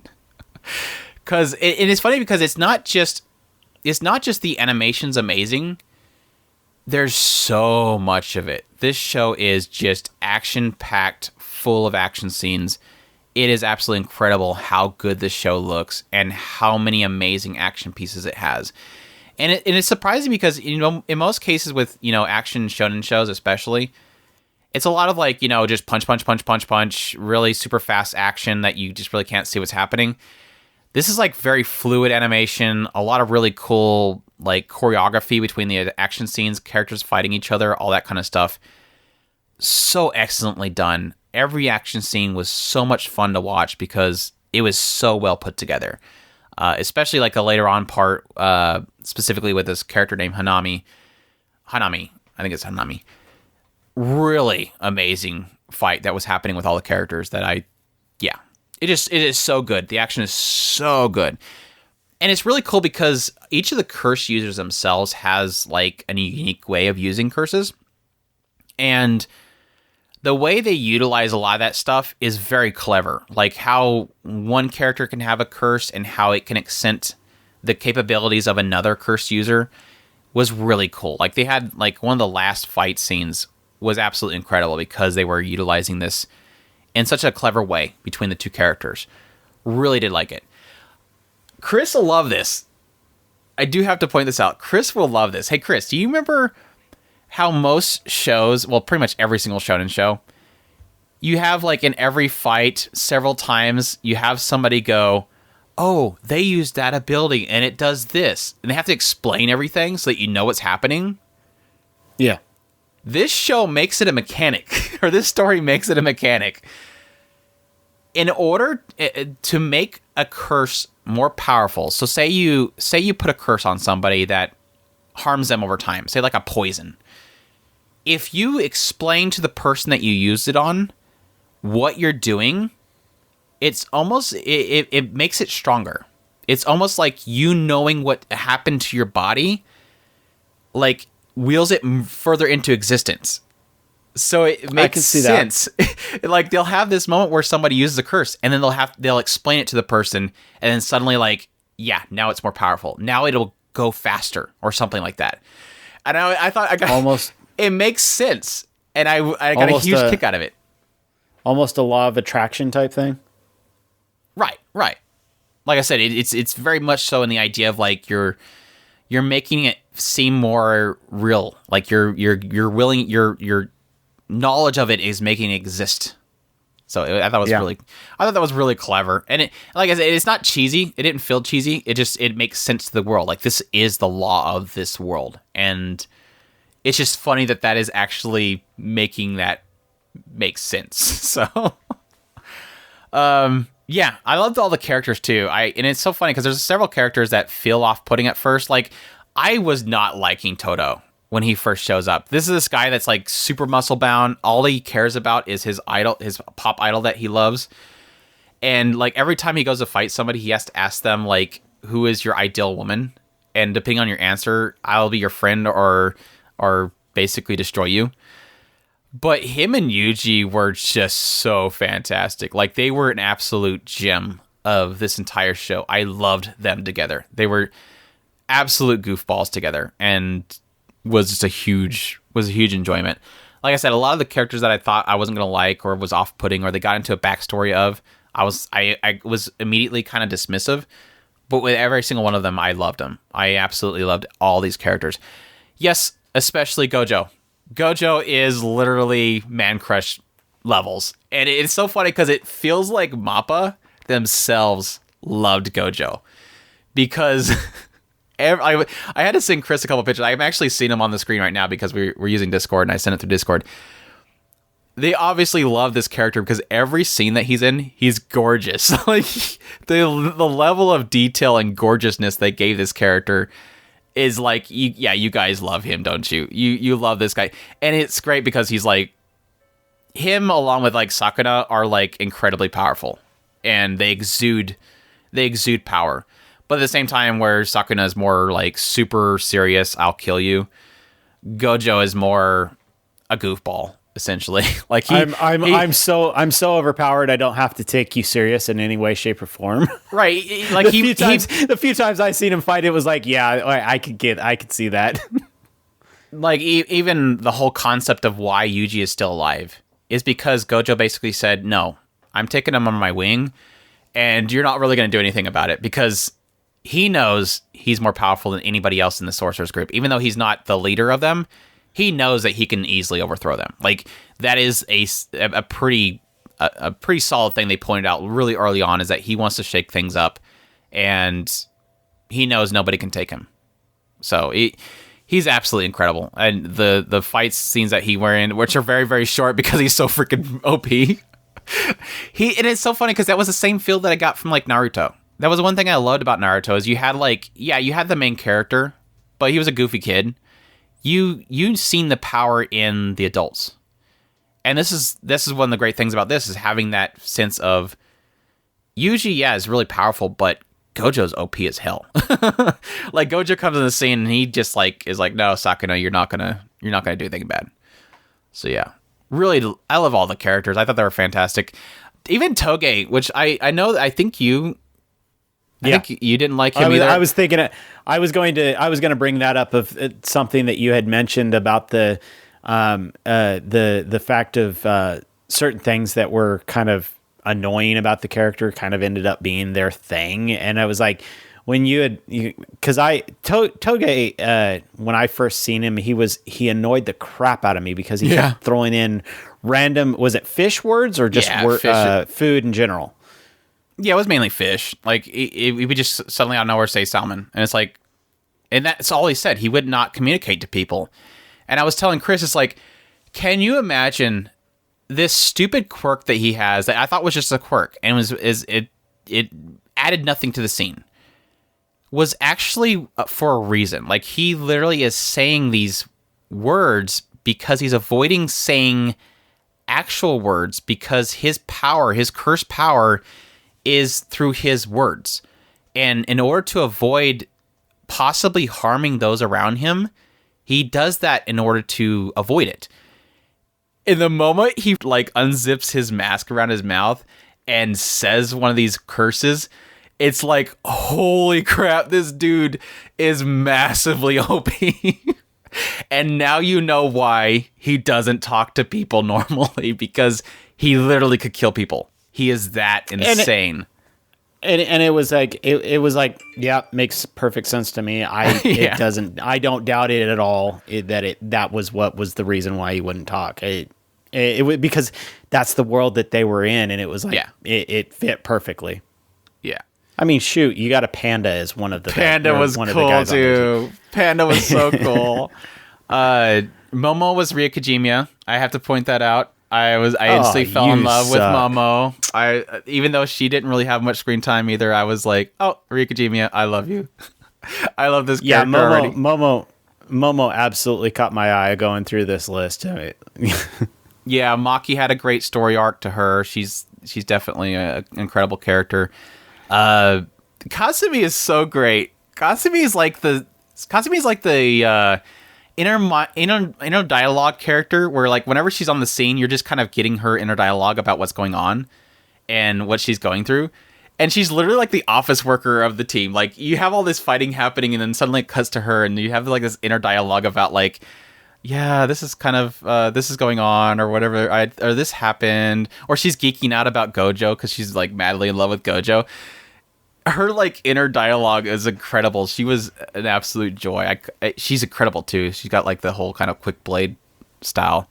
Yeah, love all these characters. I can keep going on and on. It does have a very much so a dark tinge to it, of course, because obviously these cursed spirits are harming people.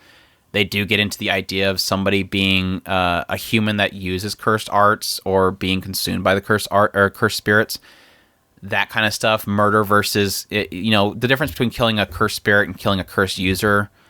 So it does kind of get heavy on a lot of things. A lot of grim things happen to humans that they're obviously, being harmed by these cursed spirits. So keep that stuff in mind. But yeah, there's nothing wrong with this show. Like, it is actually a really fun show. The comedy's really solid. Yuji's a very likable main character. He just wants to help people, and he's also a goofball. Megumi's a great character as well. I thought that he was going to be like a stereotype or an arc, a usual rival character, but he was actually really cool as well. Nobara was a lot of fun as well. Just it has all the makings to be a really solid shonen show. And I don't know if they're going to, I know they're doing a movie, and I'm hoping they'll continue on from there. But this has all the makings to be like right up there with, Demon Slayer and My Hero Academia is this new wave of shonen shows that are kind of pushing the idea of having incredible storytelling, incredible characters, but being adapted incredibly with an amazing animation and great production value that just accents everything else. It looked great. It had great feel to it, comedy, everything was spot on, and I just cannot wait for more. So, yeah, after I watched this, I ended up making a video like, is this the end of shonens that we know it? Because I like this new trend of these shows that are hopefully going to be long running, that these studios put a lot of effort and budget into, and hopefully don't kill themselves over animating things. So, yeah. Chris is definitely going to, especially if this gets another season, Chris really does need to get caught up on it. because this will be one that you cannot. It's a shonen. Yeah.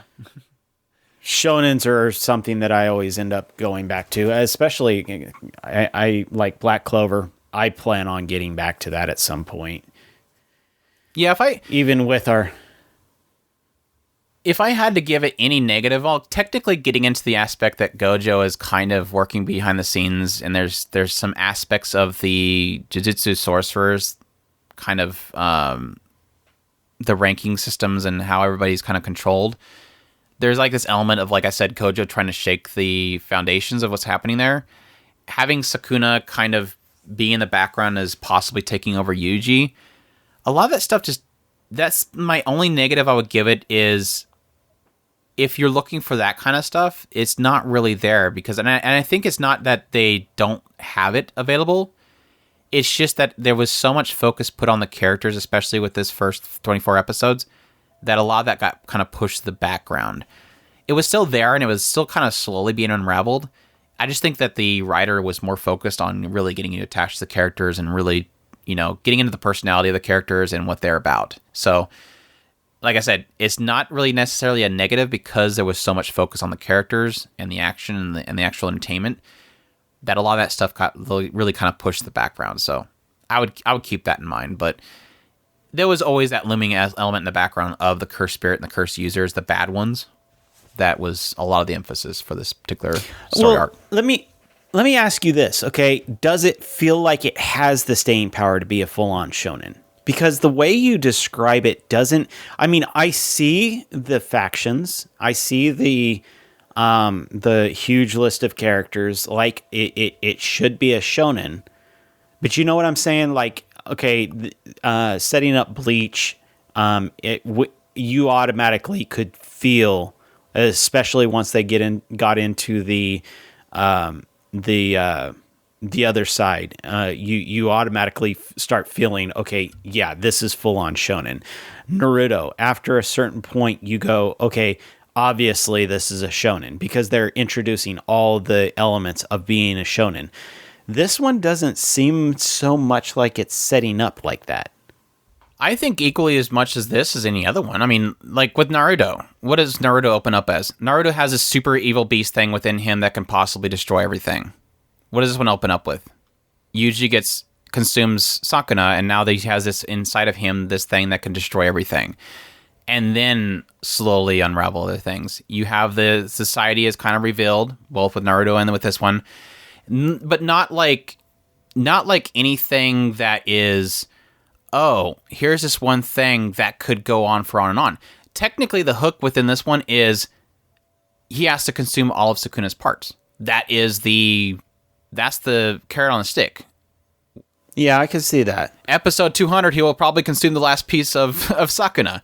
That is the ongoing thing. It was the same with a lot of other ones, but no, I don't. I think a lot of the emphasis on this is let's take down curse users. It's obviously showing that the curse users are evolving the concept of using the curses, and that is the thing that's going to probably evolve over time is how can they use this differently going forward and how that will affect humankind. But the carrot on the stick obviously is Sakuna. My whole point is that that overall story doesn't have a hook yet. But if you think about it, technically, a lot of the long-running shonens don't really necessarily have that hook within the first 24 episodes. Like with Naruto, a lot of that emphasis was, that stupid snake guy and a lot of that stuff, the ninja wars, all that stuff was the later part that was like, okay, things are getting huge. With Bleach wasn't until you got into the Soul Society and started getting into the battles within the Soul Society, the double crossing that was happening between the captains. That was the bigger part that was the arcs. This one I don't think necessarily is there yet. And that's what I was hinting at was getting to that, like for Naruto it was the getting into the school battles where they were taking the schools from each of the hidden villages and putting them all together and doing the exam. This technically did that. Or this did the tournament arc, but it necessarily wasn't necessarily a tournament arc, which is great for me. Or Soul Society, like Andrew was mentioning, or the even Black Clover does the same thing in the few episodes that I've seen. You get to a point in each shonen where you go, yeah, this is going to be a lot huger than they implemented at the very beginning. And that's kind of what I was hinting at was, do you see that point yet? So, I mean, does it feel like it's going to be a full-on shonen where you get that feeling fairly quickly in each one of these other shonens that we're mentioning? Even Demon Slayer, which happened a few seasons ago, they introduced we've already gotten to that point where we were like, yeah, this is going to be huge. No matter how you look at it. I guess I don't really necessarily see it the same way. I think all of them have that feeling early on of like, okay, this is a big world with a lot of characters. And that's always a good way of opening up. I think the nice thing about this one specifically, and I think Naruto did the same thing, is it a lot of its focus early on is let's introduce a lot of characters and let's do it smart. Let's let you learn about these characters and let them not be a just a sum of their archetype, so to speak, their personality. And that's what this one really did feel like it did early on, is really let's get to know all these characters and let's get to know them really well. And they told it in a way that was involved with a lot of chaos and a lot of action and a lot of danger. And I think that's important as well. Not having it feel like, oh, they're just stuck in a schoolroom. Let's get to know them in a schoolroom or something like that. It was, let's get to know them in the battlefield. And I do like that. I think that was a lot more entertaining way of doing it. I think the thing that really does sell me on a shonen, especially anymore, is having that feeling like I feel like the characters are evolving. I feel like the mechanics of the world are evolving, and it's going to constantly change in a way that doesn't feel forced, but in a way that makes sense. And I think that's what they were doing. And I think that's the evolution of the cursed spirit. It's the idea of the cursed users themselves, the danger they're facing, constantly being there. That feeling of, yeah, you're not as big as you think you are. And I think, again, that's something that was really well done with Bleach. Having that first time that Ichigo has his face rubbed in the ground by a captain was huge. And I think it had that feeling with this one as well. Having their faces rubbed in the ground and then having them have to get saved by somebody that's much more stronger than them to show them that this is where you can be and this is where you're currently at. And having that carrot on a stick, like I said, is a huge important thing with this. Again, having great characters is a huge part of it, and having that feeling like it's going to evolve going forward. And I'm constantly going to be surprised by the mechanics, the curse using, the different abilities each have is going to be huge going forward. So I don't know. Like I said, I don't necessarily think that a lot of the shonens had that huge carrot on the stick later on. It technically is there though. That looming threat is technically there. And that's Sukuna, who is incredibly awesome. They have this one moment where this one curse user, he likes to affect people and by touching them. And at some point, he touches Yuji, and it snaps inside Yuji, and the guy is able to see Sukuna. And Sukuna's like, "You touch him again, I'm gonna kill you." Like Sukuna's like, "No, this is my territory, basically, and you're getting into it, and I'm not gonna have that." And so you had this moment of like, again, he is the king of curses, and he exuded that king. Like he's inside of Yuji, he's up on this throne basically, and he has this like this very looking down upon you kind of look, and he's so kind of intimidating. It was so fantastic to have this guy like literally terrified, like, oh crap, what the hell did I just do? It was, yeah, really cool. And they also have like this kind of territory thing, which was interesting, which I think, again, they'll kind of evolve and get into later, but this aspect that curse users can kind of create like a absolute territory that anybody that, not that kind of absolute territory, that anybody within it almost like it affects the laws of everything to favor them. And again, I'm really curious of how they can possibly use that going forward, because it kind of feels like one of those broken things, but they never make it feel broken. That one was a fascinating thing in the section that I had seen, which I think that was one of the first times that you actually see Gojo's true power. Mm-hmm. Well, not even his true power, because it was in the first few episodes, and of course it was just showing off at that point. But yeah, it implies that Gojo is way freaking overpowered, and that he could just go into a curse user's own personal world and just destroy them. Yeah, that was basically a flex. If you basically establish that this is where you're going to lose, like, it does have that feeling like this is where you lose. That's what those absolute territories kind of feel like. I don't know the actual term, I'm forgetting, but that's the feeling that it gives you is you get in here, you're dead. And yeah, technically that is a flex. So, yeah. Jujutsu Kaisen, definitely a phenomenal series, and I am definitely looking forward to future series of it. So, yep. Let's move on to some fluffy fun stuff. We have Non Biyori Nonstop. This is technically the third season of Non Biyori. This is streaming on Crunchyroll for 12 episodes.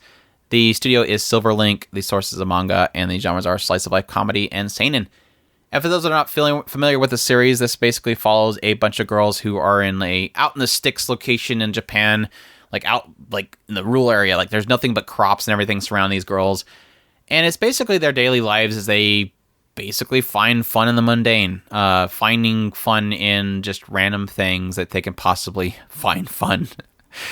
And yeah, another really fantastic series that is, again, going in third season, and I think it is definitely keeping up the momentum. So what's your thoughts on the third season of Non Biyori? Everything.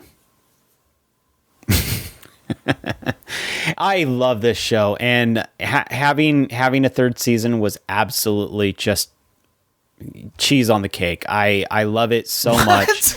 What? Wait, what? What? Like cream cheese or like regular? Yeah, like cream cheese. Like cream cheese icing. You know, it's great. Everything's great. This is cheddar or something. This is perfect. You have down here pros and cons. For some odd reason, they're empty. Pros is everything. Every single one of them is empty. Nothing. Cons is nothing. In the pros, we add Tama. That is just makes it even better. So, I mean, how can you not have anything that is wrong with this show? It's perfect in every way, shape, or form. I love this show. That's it? I lost Andy. I just thought you were going to say more than just that, okay? you catch me off guard when you're short. There's nothing. I can't think of anything negative to say on this, and I don't want to ruin any jokes because I love the jokes. Like we had mentioned in I think the first impressions, when the setting up a joke at the very beginning of the show or the episode, and basically making the punchline of the joke at the end, and it's this entire progression of the entire episode just leads into that final part.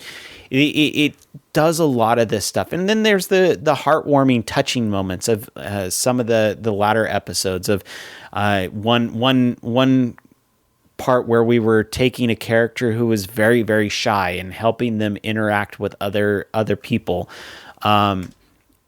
Introducing Tama, which is going to be a new little sister for Renge. So, and then that entire thing going into some of the backstories behind Candy Store and why she has this kind of special connection with Renge, and so there's just so much, and just having this extra backstories and new jokes and all that stuff. I love it. It's perfect.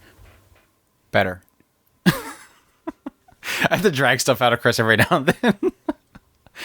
No, that's basically where I kind of stand with it. It is odd to me after 3 seasons. I mean, I didn't really think they were going to pull it off with the second season technically with the manga itself as well, but I didn't think they were going to pull it off with the second season, and I really didn't think they were going to pull it off with the third season, but the writer continues to somehow manage to make such an enjoyable cast of characters, such a great comedy that they kind of put the entire thing. I mean, it's not like crazy loud and slapstick comedy. It's just very kind of happenstance comedy. It is, again, the fun and the goofiness of their imagination and making fun of mundane stuff. This is a very boring area of Japan. I mean, out in the sticks is a very boring place for anywhere, but being able to take that setting and make it just very enjoyable. is like partly to do with the great writing and the comedy. How, again, very not forced it feels, very kind of happenstance comedy, very in their mind kind of comedy. At the same time, having, like you said earlier, these very kind of subtle, not really heavy drama beats. I really, really did love the fact that Renge's friend came back to the town, which we know we unfortunately had our hearts broken watching Renge cry because obviously her friend left without her being able to say goodbye. Having that friend come back and how excited Renge was over it. Having Renge, again, being the youngest in the town, finally having a younger person in the area that she can now become the big sister, and how she tries very hard to fill that role. My favorite part of this season, besides seeing more of Kaede, like the original kind of story of Kaede Candy Store, first connecting to Renge when she was still a very young infant, was absolutely adorable. But having this moment where Renge is essentially trying to answer the questions of her new little sister, the new youngest of the bunch, trying to be that smart, bigger sister and answering the questions that she already has, was absolutely precious, because every time that she already would ask a question, Renge's like, oh yeah, I know that. I read about that right here. This is why this works this way. And then Shiori would ask a follow-up question that was always more complicated, and then Renge's always like, let's change the subject. I thought that I understood that, but apparently not. It was like this like advancement of questions that, of course, a young child is always going to have like this barrage of questions for you. And to have Renge like be like, yeah, I'm the big sister, I can answer these questions now.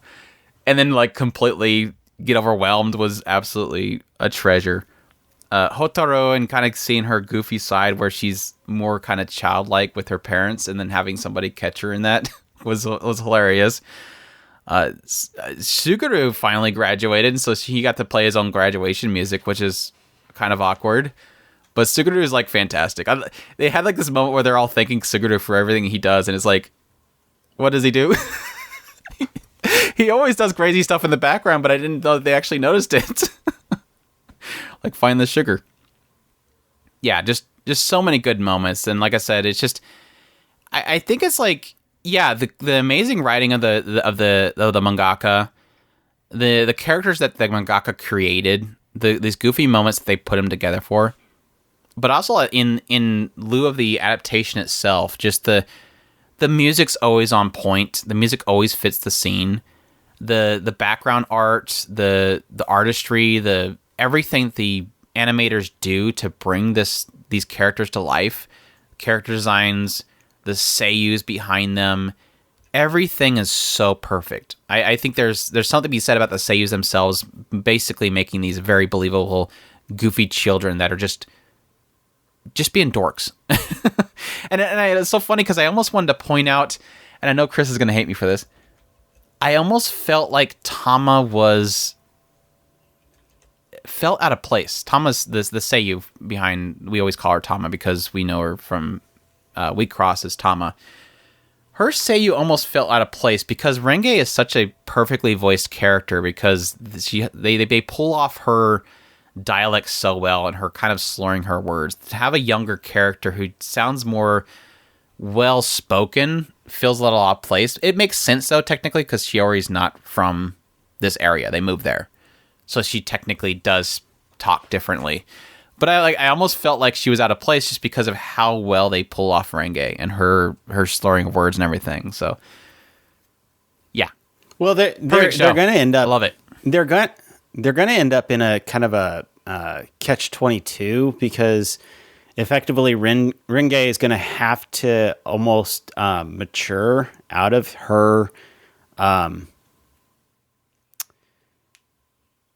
speech impediments, or whatever you want to call it, and Shiori. Basically, that's what ended up happening. Is they added a new character with speech impediments, and now Renge is going to have to kind of grow out of that, and effectively Tama's taking over that spot. And so it'll be interesting to see if they continue down the road and continue the story on, how they deal with that. But I kind of like both of them having their little things each. Yeah, this is kind of the unfortunate thing, is that you do kind of wonder how long the mangaka will go with this, and that definitely does affect how older the characters get. But you do unfortunately believe that eventually, unfortunately, the mangaka will probably find that point where they're like, I can't go any further at this point, because this is what these characters are. This is the story. This is that time frame of their life that works with the chemistry, and to go any further, make them older, is going to eventually lose a lot of that flavor that people do love it for. So, yeah, good stuff though. Absolutely love it. I miss it already. This is technically like easily the sugar show of the season, which, having a lot of pretty dark shows, was a kind of a welcome thing. But yeah, Non Biyori, I definitely amazing. I absolutely loved it, and I had to record a nyanpasu between Renge and Shiori, and I sent it to Andy. I love it. It is just too much. Hopefully, Andrew will take a clip of that and put it in here for y'all. Nyanpasu! Nyanpasu! And it's great to have like this show that you could easily just pop on any episode, and it feels very much so, because it is technically very skit based, but like Chris mentioned, they do technically circle back on jokes within those skits, so it does work out for it. It does have a feeling of, this is like a day or something, but it is one of those ones where you could just jump in anywhere and not have to worry too much about the story. So it's nice in that regard, and it does work for it. And it is one of those ones where if you are feeling down, it's always fun to kind of throw on an episode and just watch these kids have fun. Watch them learn things. Watch them be goofy. Watch them run off with their imagination. That is what it's sold on. And thankfully, I still have the movie to digest whenever I do need a fix. I haven't seen the movie yet, so yeah, good stuff. Really incredible. Love it. Miss it. All the good stuff. So yeah, Non Biyori Nonstop. Heaven's Design Team is our next one. This is I guess technically our last show that is new. The rest of them are going to be returning shows, but yeah, Heaven's Design Team, or Tenshi Sozo Design Bu. This one is streaming on Crunchyroll, ran for 12 episodes, done by Studio Asahi Productions. Sources of manga. Genres are slice of life, comedy, fantasy, seinen. And the director was Suichi Masui, who did Chaika, The Coffin Princess, and Sakura Quest. And this essentially it kind of takes place at the point in which God has created the heavens and the earth, and he is currently trying to fill the world with the creatures of the earth, and they kind of joke about the idea that this is the point in which he decided to start outsourcing. And so his outsourcing is to a group of people who are all essentially designing, or different people. They're technically people? They're technically angels. And so they design different concepts of animals that could possibly be put on Earth. And at some point, if God decides that he likes the design, he will communicate to this guy named Shimada, who starts working with this particular branch. He communicates to him to tell him, it's approved or rejected, and then he tells them. So he's kind of like the voice, the translator, so to speak, of what he wants. So yeah, thus begins the adventures of creating creatures of the earth and things that didn't turn out quite right. So, your thoughts on Heaven's Design Team? No, they're not actually angels. Only Shimoda and Ueda are angels. Yeah, I thought so. I'm thinking that they're demigods. I don't know. They never really go into them, but they do have the names. Yeah, that was the weird thing. Yeah, that was a weird thing because they had translated names. So the characters, the names they were given, I didn't actually look into what they were because I didn't actually finish the show. But they were being called something, and then the translation was being Venus, Jupiter, Pluto. So I'm not sure if those are the Japanese names they were given, and that's the translation or not. It seems like I was hearing that, but I don't know. I'll have to go back and check that anyway. I thought they were calling them by their names, but that you might be right. Some of them sounded like it, but a lot of them weren't. Yeah, and that's the thing. Some of them it sounds like it, and some of them it's just off a little bit, and so you're not really sure. Yeah, it's one of those things where it's probably like this is the Japanese name for Venus. Yeah. At any rate, and I think that was kind of one of the coolest aspects to giving them a backstory-ish, so that you can kind of tie it in. Because one of the funny things is that a lot of these, the fun thing about this is that to toy with the myths and legends. So like I was saying, having the idea of this being Venus and Jupiter and Pluto and Mars kind of incorporates the myths and lores of these extra people in history that, yes, they're there in our history, but they're technically quote unquote myths and legends. Or you'll have a one of the projects like I think that Saturn is actually supposed to be Neptune. But Saturn might be the Roman version of Neptune for all I know. I don't know. I'm not going to go and look it up during the middle of a podcast. So that might be it.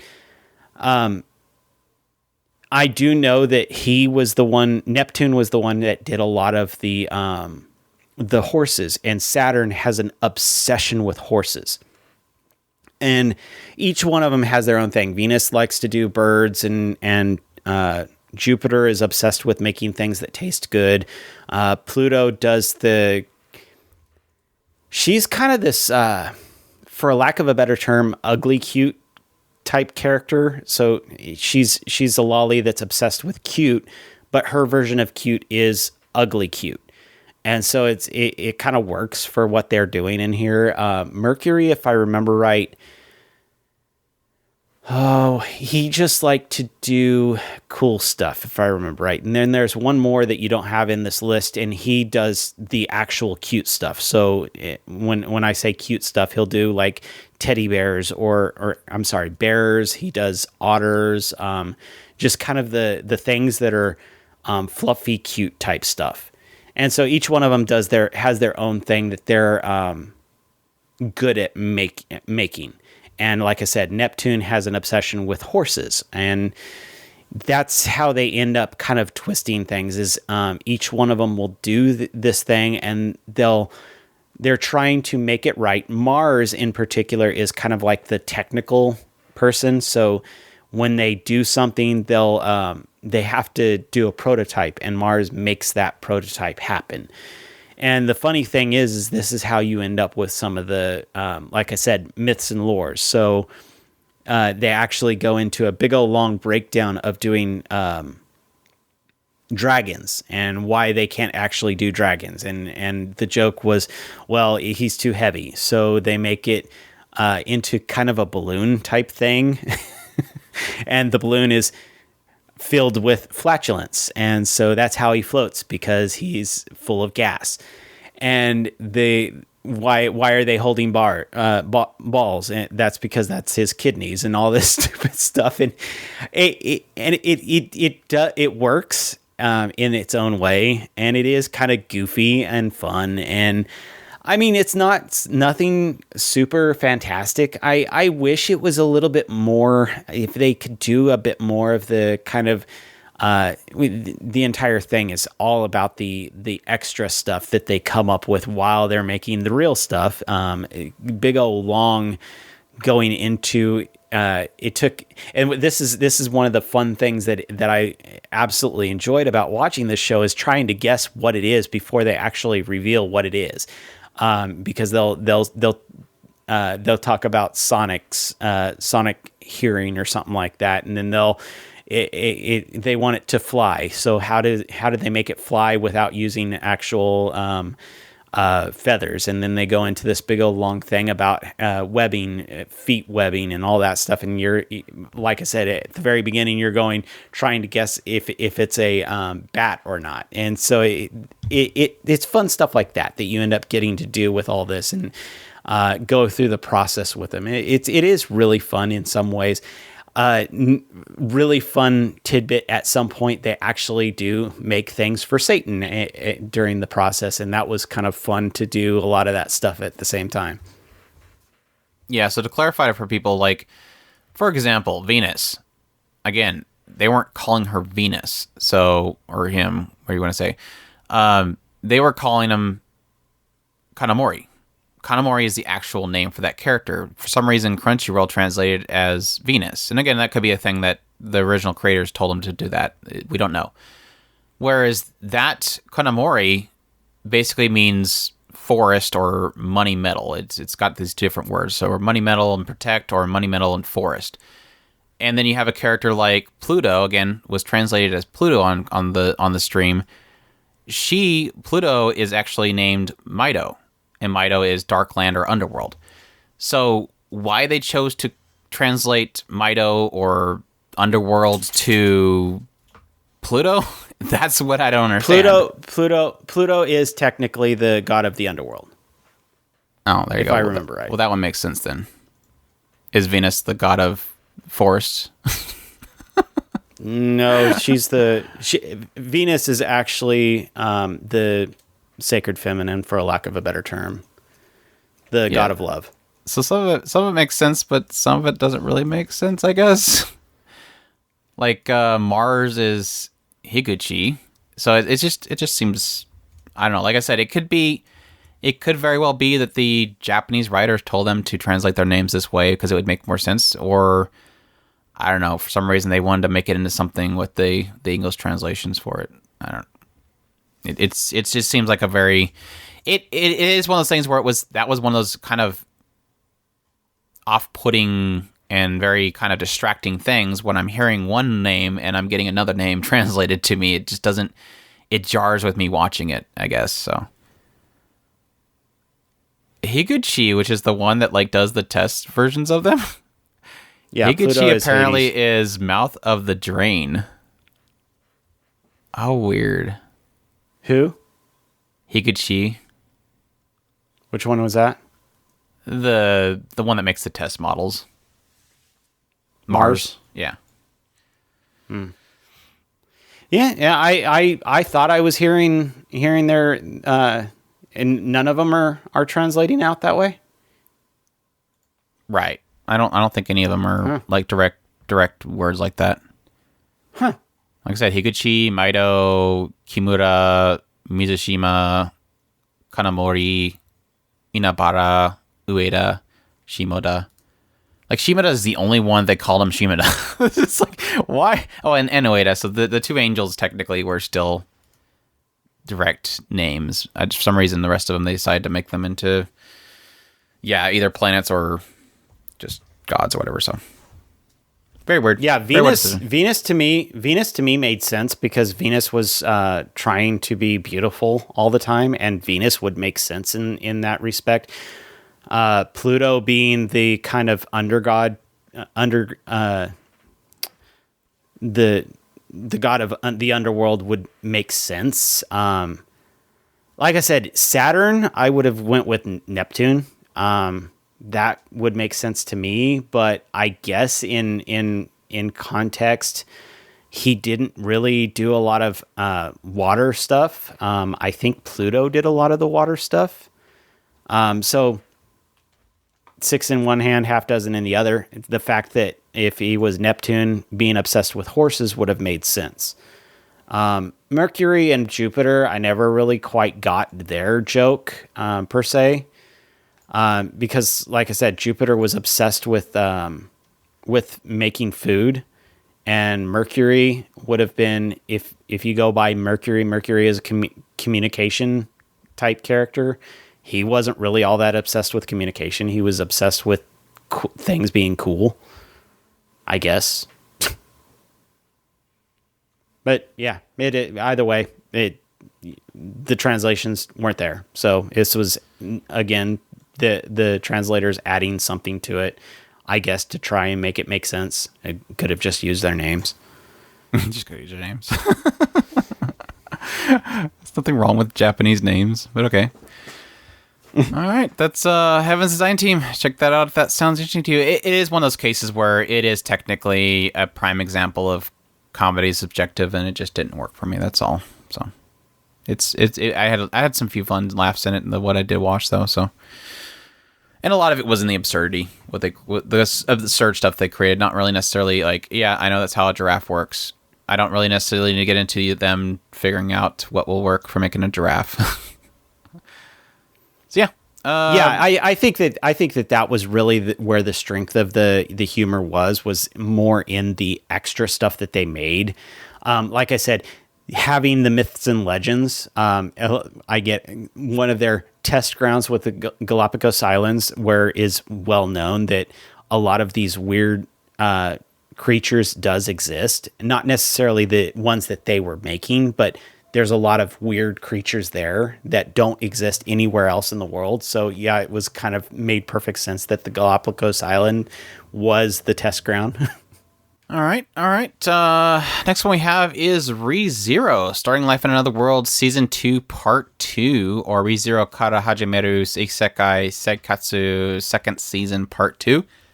It's streamed on Crunchyroll, ran for 12 episodes, done by Studio White Fox, sources a light novel, and the genres are drama, fantasy, psychological, and thriller. And for those that are not aware, ReZero basically follows a guy named Subaru. I don't know why it says Sabaru in my thing here. Subaru, who was exiting a convenience store and suddenly, after blinking, found himself inside of a fantasy setting.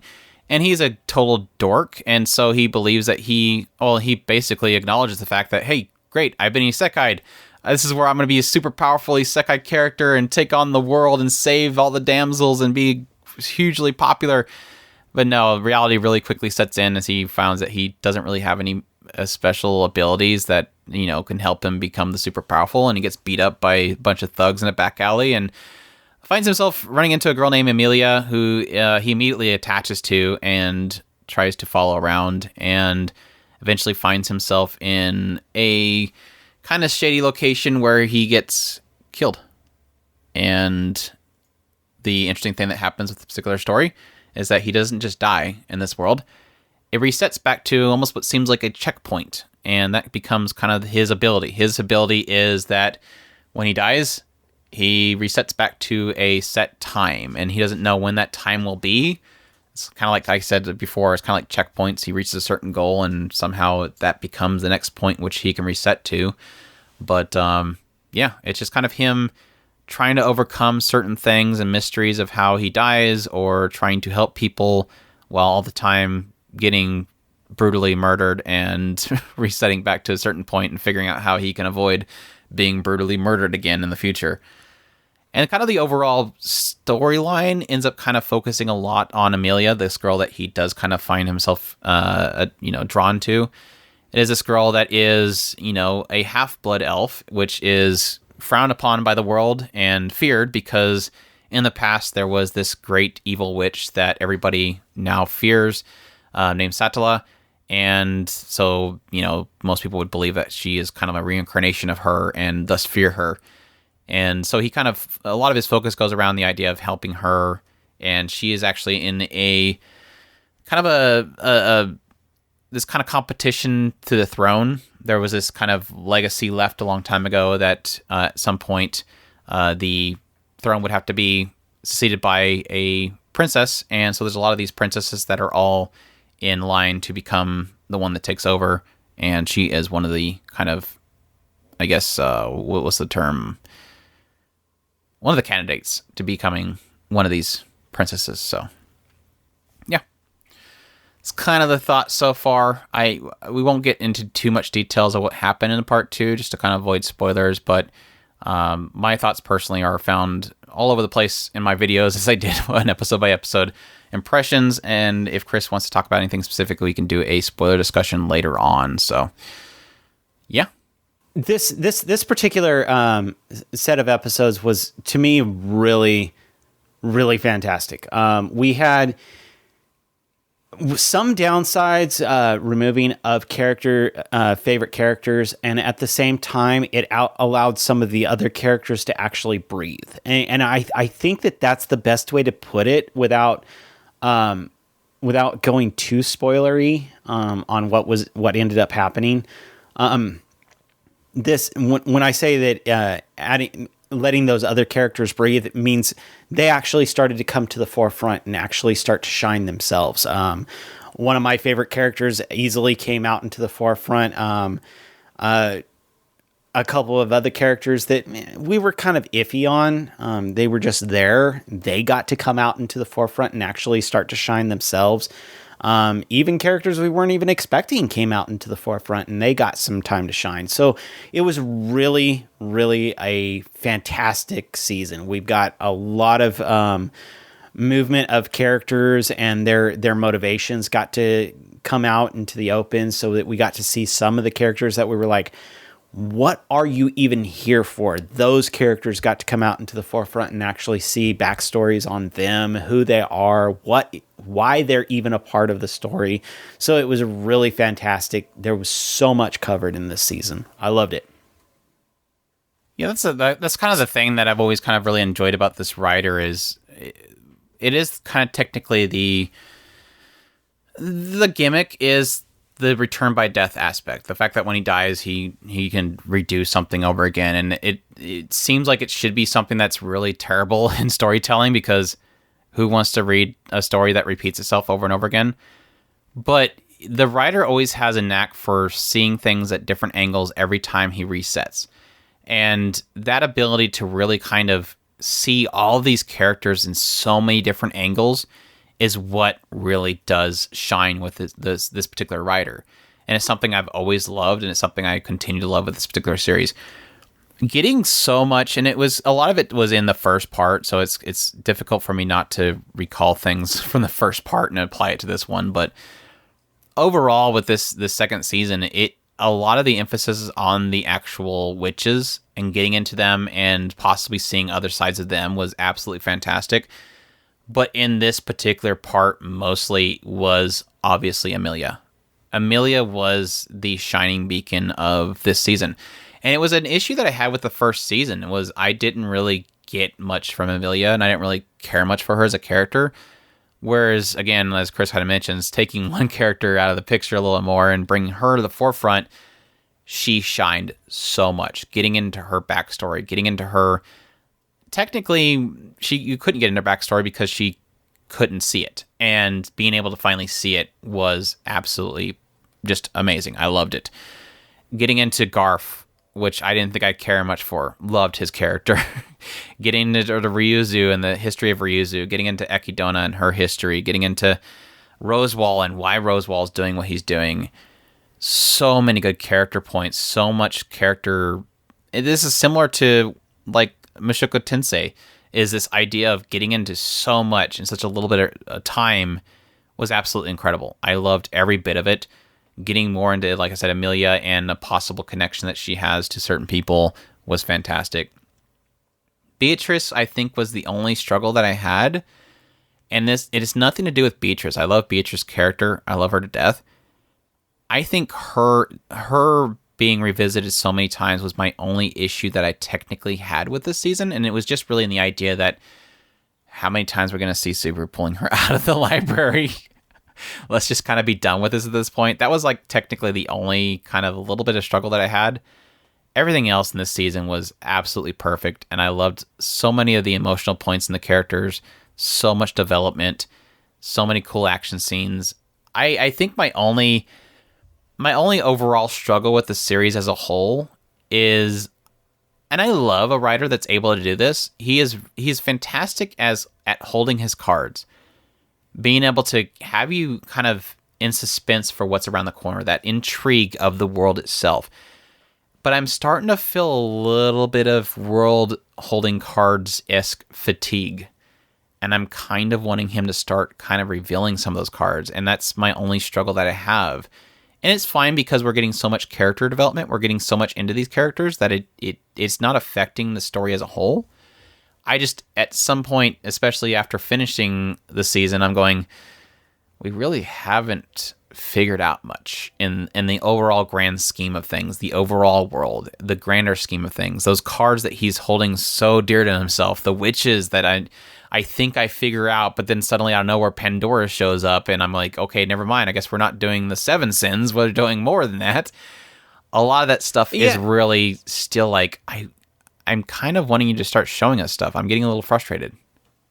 I was I was going to say about the same thing. I just worded it a little bit different. I felt like this particular arc, and I hate to say it this way, it overstayed its welcome. Especially that last reset. We had that was almost a 10 episode last reset.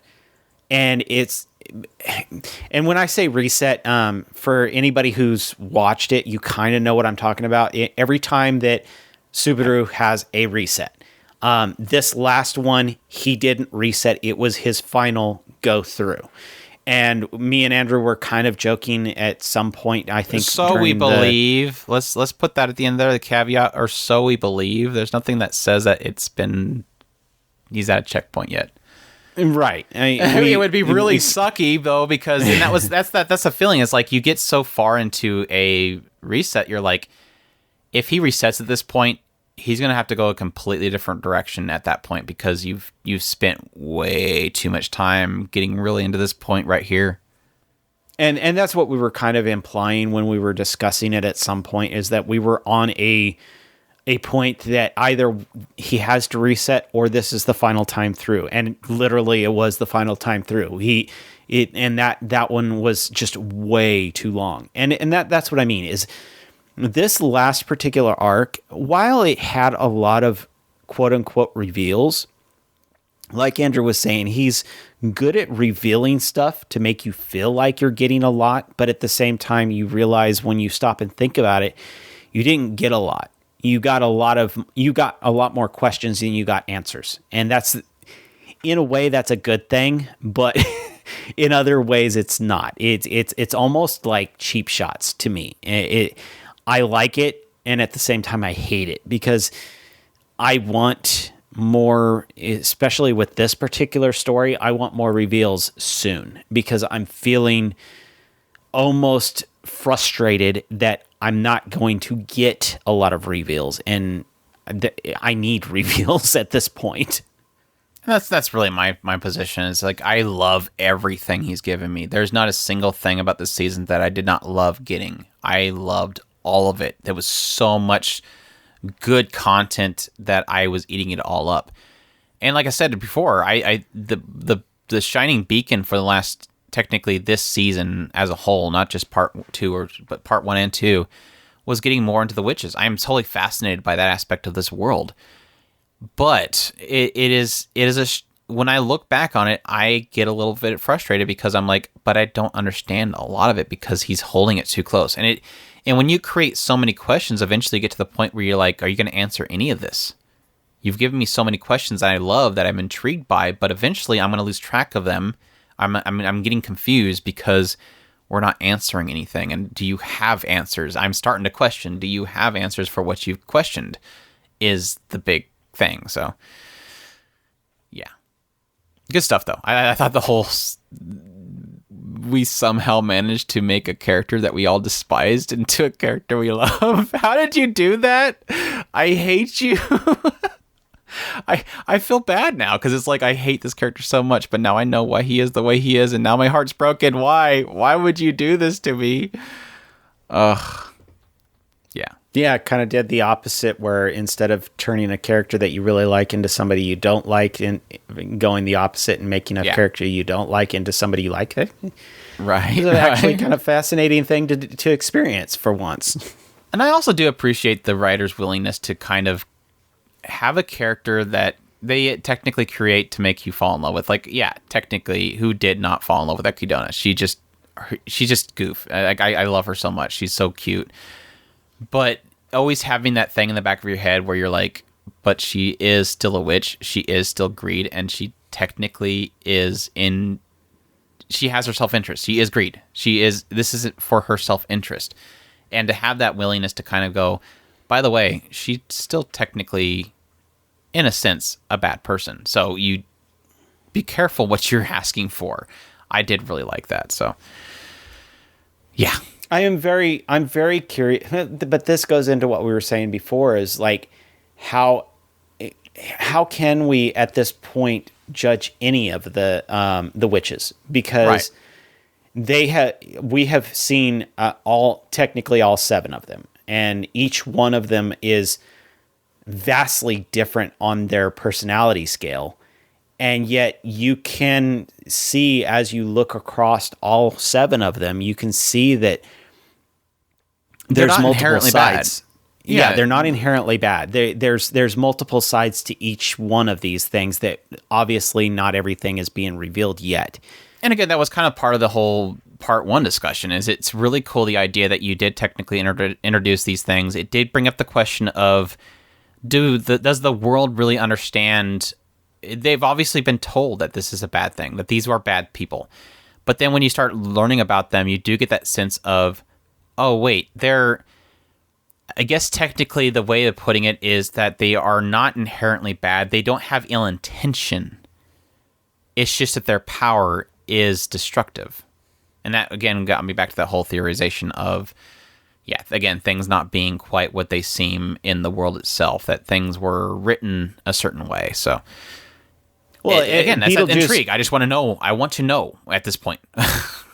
Yeah, Beetlejuice is an excellent example of something that you are presented with may not necessarily be what you expect. It's not the whole story. Yeah, it's not the whole story. Yeah. Which is great. I want to know it by now. It's just asking for. I know it's asking for too much too early. It's not as if this series has been going on that long. So yeah, 50 episodes technically isn't that long of a story so far. So yeah.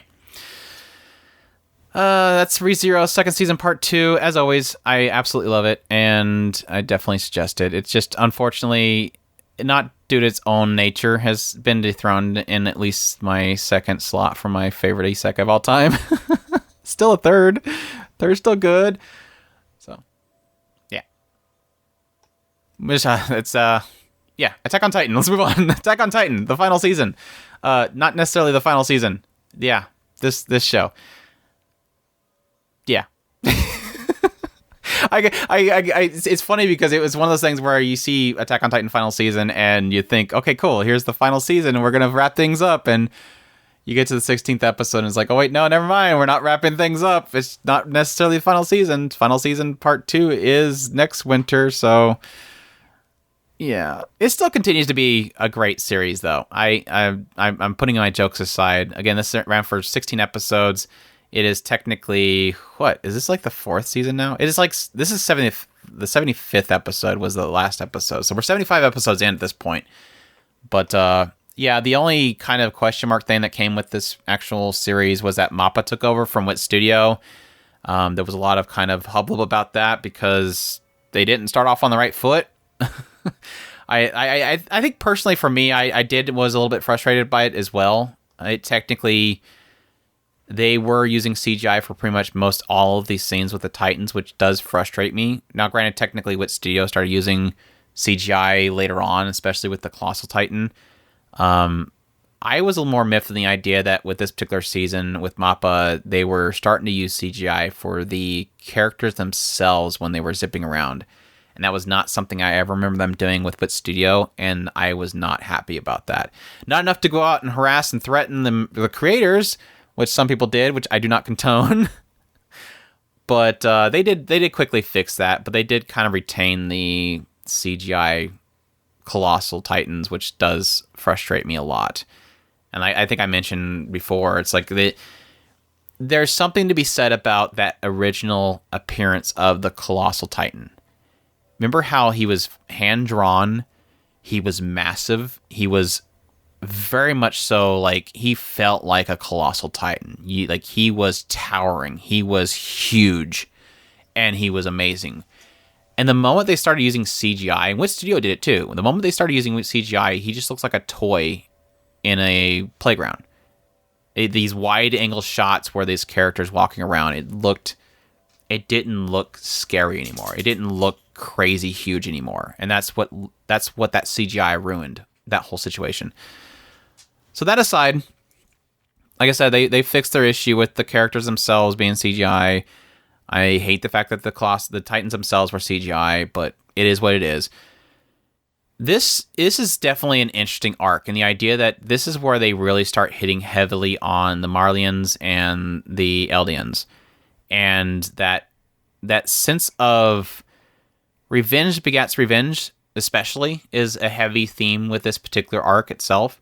Granted, we got into the Marlians and the Eldians before, and the aspect of the kind of segregation and the racism that was happening. But this one's where you really start getting heavy on the effects of both the war, the desire for revenge, and the brainwashing and how that affects these characters. Yes, the elephant in the room, Gabby. I despise Gabby. I will always be team despise Gabby, and you cannot change my mind. I hate her as a character, and it's not really necessarily because of certain reason that most people do despise Gabby. I think a lot of my dislike for Gabby is in the fact that she is a prime example of the effects of the brainwashing that this particular race goes through. But she never learns. That's the reason why she's annoying. She is I am caught up in this is my belief and I will not be wrong, and that makes her really, really annoying.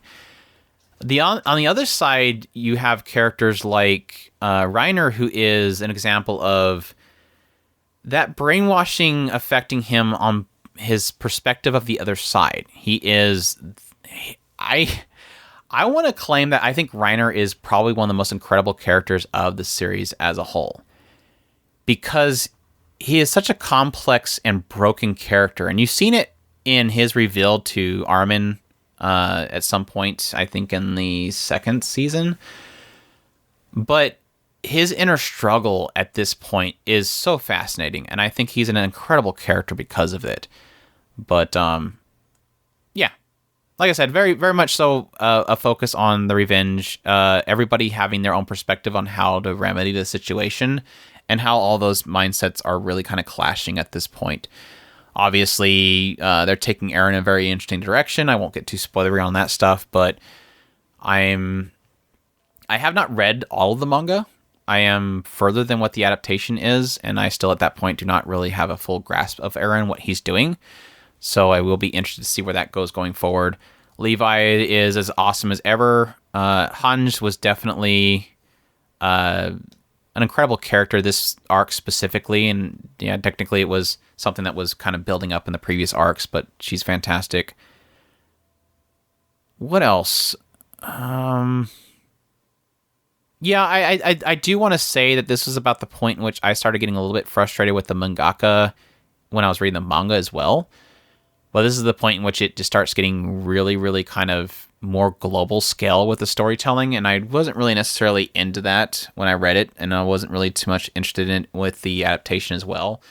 But as I usually say, I do like the fact that they are continuing to kind of cut a lot of the fat out of the storytelling and making it very kind of easy to digest the story as a whole, and so I will continue to praise the adaptation for that. I tell most people that I prefer the anime adaptation over the manga, and that's mainly because of that. It's a lot more easy to understand. I know that was one of the things that we kind of brought up with this particular arc, was that there was a lot of kind of time jumping happening at this particular point in the manga that was a little bit confusing for me. It might not be for everybody. It just was confusing for me when I read the manga, and I had no problem really kind of following the story with this adaptation. So I think that's a tribute to their ability to adapt it. It looks good. Great storytelling. Great story overall. Well, and I'm looking forward to the conclusion.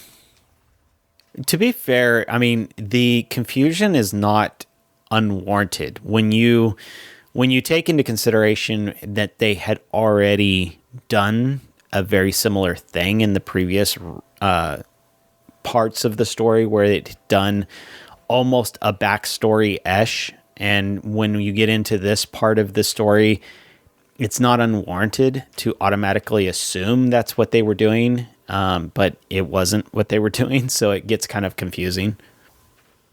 Yeah. So yeah, love the series. Hate Gabby, and definitely suggest it as always. I still think that Attack on Titan's a really fantastic show, and I'm glad that they've been running it this long and they are actually planning on fully adapting it. It's a great manga to adapt. And they're doing an incredible job of it, even though I don't like the CGI Titans. It was crazy because this is a frustrating thing, and I put a clip at the end of my review of it, so if you guys want to check that out, you can see what I'm talking about too, because I have a visual. There's a scene where somebody's using this jaw titan to do something. And it was so unsettling. Like, yeah, you kind of got that portrayal in the manga, but this is one of those shining examples of how an adaptation can enhance something, giving it like intensity through movement, giving it intensity through sound, music. Everything enhances the feel of a scene, whether it, where in the manga you're just getting a single frame. And this scene was done so well. It was so unsettling how they portrayed it, and I loved it to death. But there was still a side of me that was like, I can't get over the fact that this is CGI. There is still that I see a CGI character, and it ruins it a little bit. But it's like that thing of like, I love that this is being adapted because it's enhancing it so much, but it's being brought down a little bit because it's not moving that much. Why do we have to use CGI? It is so much a tension moment where nothing really is moving. Why do you have to use CGI here? Because I can't unsee that.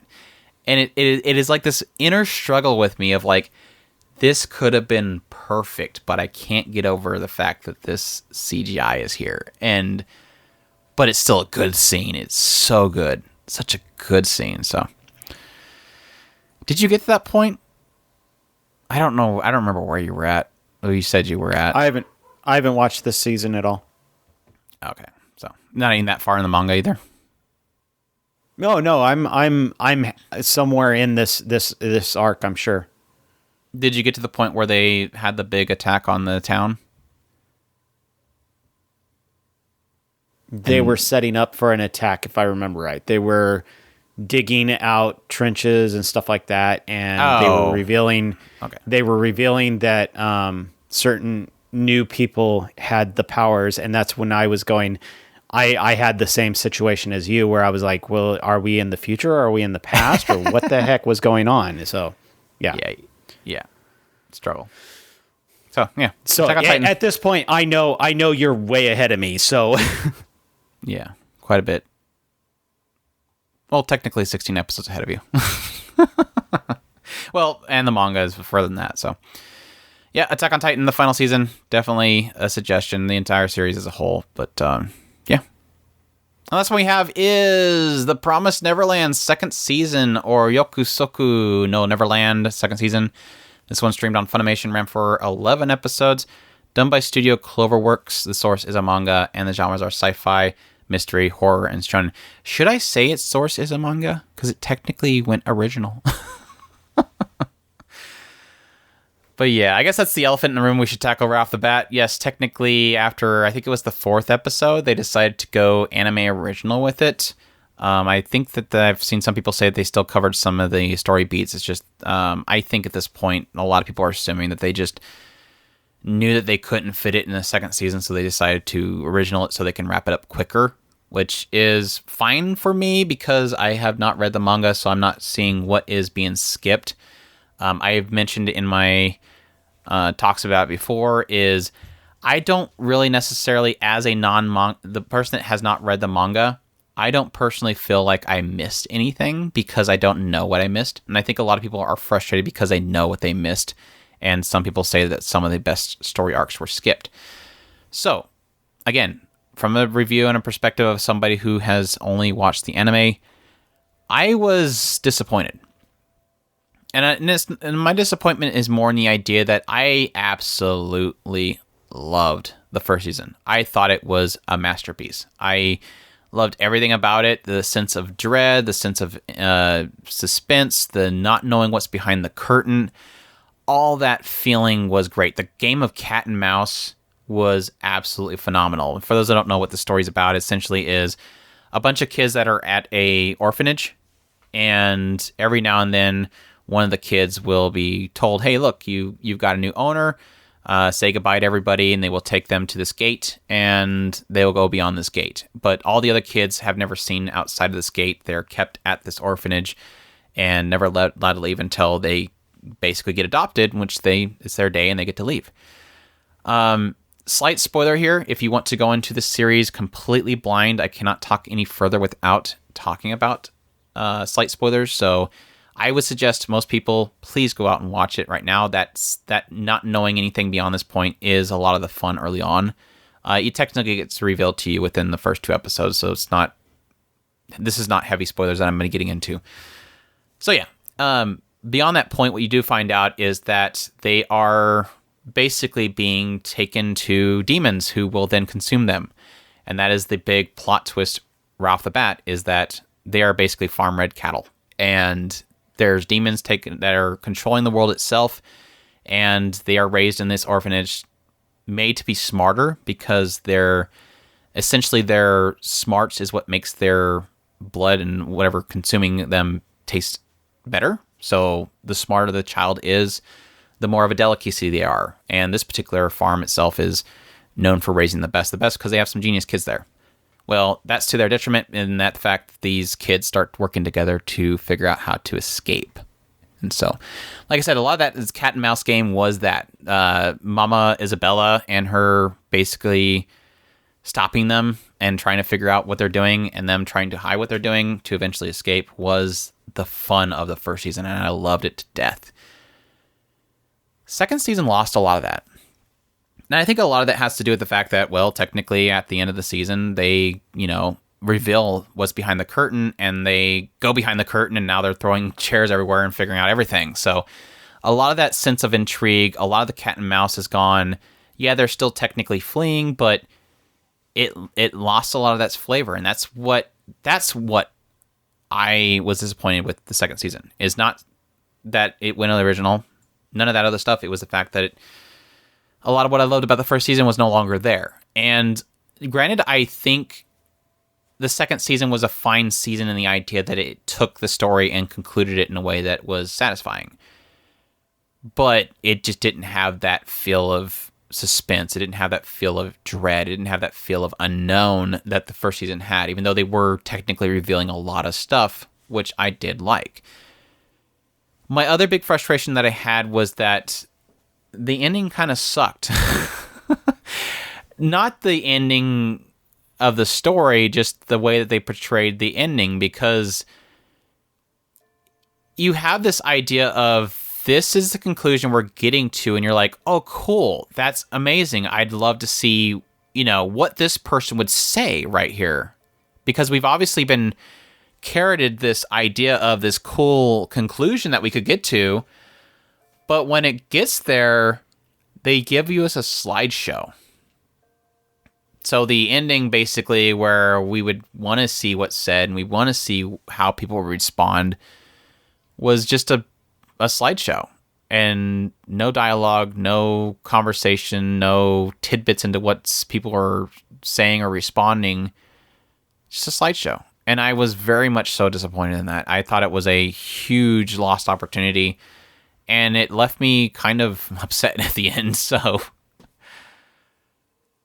yeah, a lot of cool moments, though. A lot of really emotional moments. A lot of really kind of unsettling moments that this series is good at doing. The writer is good at doing. It's just it left a lot to be desired, and it lost a lot of that really great impact from the first season. So a huge shift in tone. I will say, and this again is a little more slightly or more of a spoiler, but I don't think it's a huge detriment if you know it. And I'm going to be very vague about what I'm talking about, but I think people can probably deduce what I'm talking about. They did have a returning character, and this was a character that I thought was one of the best characters writing ever. They had that character come back into the story, and I already loved this character, and I thought this character was so well written in the first season. And I was afraid of it. I was afraid of them ruining the character. But the way that what they had the character do, I thought fit the character. I felt it didn't contradict itself. And the ability for the writer to bring that character back into the fold and not ruin the character, I was super happy with. And I still stand to this day that I think it's one of the best written characters I've seen in anime ever. So yeah, super happy about that. But yeah. So yeah, not a terrible season. Don't get me wrong. Just it wasn't a phenomenal series like the first season was, and that's not saying it's terrible. It's just saying it was good. Just not an amazing series like the first season was. So, do I want to go read the manga at this point? No, I and I think that's the sad thing about watching this and not just jumping over the manga the moment that it went original is I've lost my desire to really touch it anymore. But it is what it is. I'm done. I'm done talking about it. Check it out if any of that sounds interesting to you. Like I said, hands down, no matter what, I still suggest watching the first season. I think it's phenomenal. I think the only frustration with recommending that is that people are probably going to want to check out the second season. So I guess my suggestion would be check out the first season if you love it as much as I did. At that point, probably go read the manga and just avoid the second season adaptation. So that is The Promised Neverland second season. My review. Check it out. Oh yeah, and also the license holders suck because they gave us our first strike on our YouTube channel. But I'm not letting that affect my opinion of the show itself. My opinion is strictly on the story and the feel. And the feel was lost with the second season. So there you go. It's my thoughts. That's it. It's all the shows we're going through. It was a solid review episode, Chris, I think. You think so? Yeah. A lot of big titles there. I guess we can probably let you guys know what we'll be covering for the next episode so people are aware. But yeah, we have pretty much a huge packed episode next episode too, so definitely people can look forward to that. We have, if I can find it, we have That Time I Got Reincarnated as Slime second season, The Quintessential Quintuplet second season, Suppose a Kid from the Last Dungeon Boonies moved to a starter town, The Hidden Dungeon Where Only I Can Enter, Lock Horizon, something of the something round table or something, Yuru Camp season 2, Dr. Stone, Stone Wars, Dr. Ramone, Azure Lane, that short show, Horimiya, Show by Rock Stars, Pretty Derby second season, question mark? Show by Rock is possible. No. Pretty Derby is not as likely because right now I'm going to finish up Log Horizon. That's a almost guarantee unless I continue having the things that are causing me problems right now happen. Log Horizon is almost an assurity. Show by Rock I'm very close to finishing, so it's very likely. And Pretty Derby is not as likely because I have a lot of catching up to do that one. Yeah, I would have too much on Pretty Derby, and I'm not sure that I would actually touch it at this point, even though I do kind of technically want to. I put question marks for the last two as well, Kimono Jaihin, which I have not even started because they didn't have it playing for me at all when we did first impressions, so I'm like literally starting from scratch on that one. But I did want to get back to it. And the other one was Other Side Picnic, which I'm almost tempted that I would probably go watch Kimono Jaihin from the beginning rather than going back to Other Side Picnic, even though I am intrigued by it and I do want to see where it goes. So just keep in mind that you know, Pretty Derby 2 and Kimono Jaihin and Other Side Picnics are kind of question marks at this point, but the rest of the shows we will be covering at this point. So, yeah, pretty much packed next episode as well. So we'll definitely be looking forward to diving through all those. And like I said before, definitely people want other opinions or sometimes I don't remember all I talk about when I do other reviews, and every time we talk about stuff, we talk about it differently. So yeah, definitely check out our YouTube videos on a lot of these reviews, and hopefully we can get things done, wrapped up this next week, because obviously spring has already started and we need to start getting caught up on that. So. Yeah. And there's a lot of fun stuff coming up. So exciting. We thank you guys for listening. We hope you guys enjoyed our reviews for the winter 2021 season. And again, look forward to next week when we will be going into a lot more of them. But yeah, as usual, from mytalkspirit.com, that's where you can go find all of our anime, new and old, great community forum links, top social media links on the right side, and all that good stuff. And we thank you all for listening. We hope you all enjoyed, and you all take care. Os!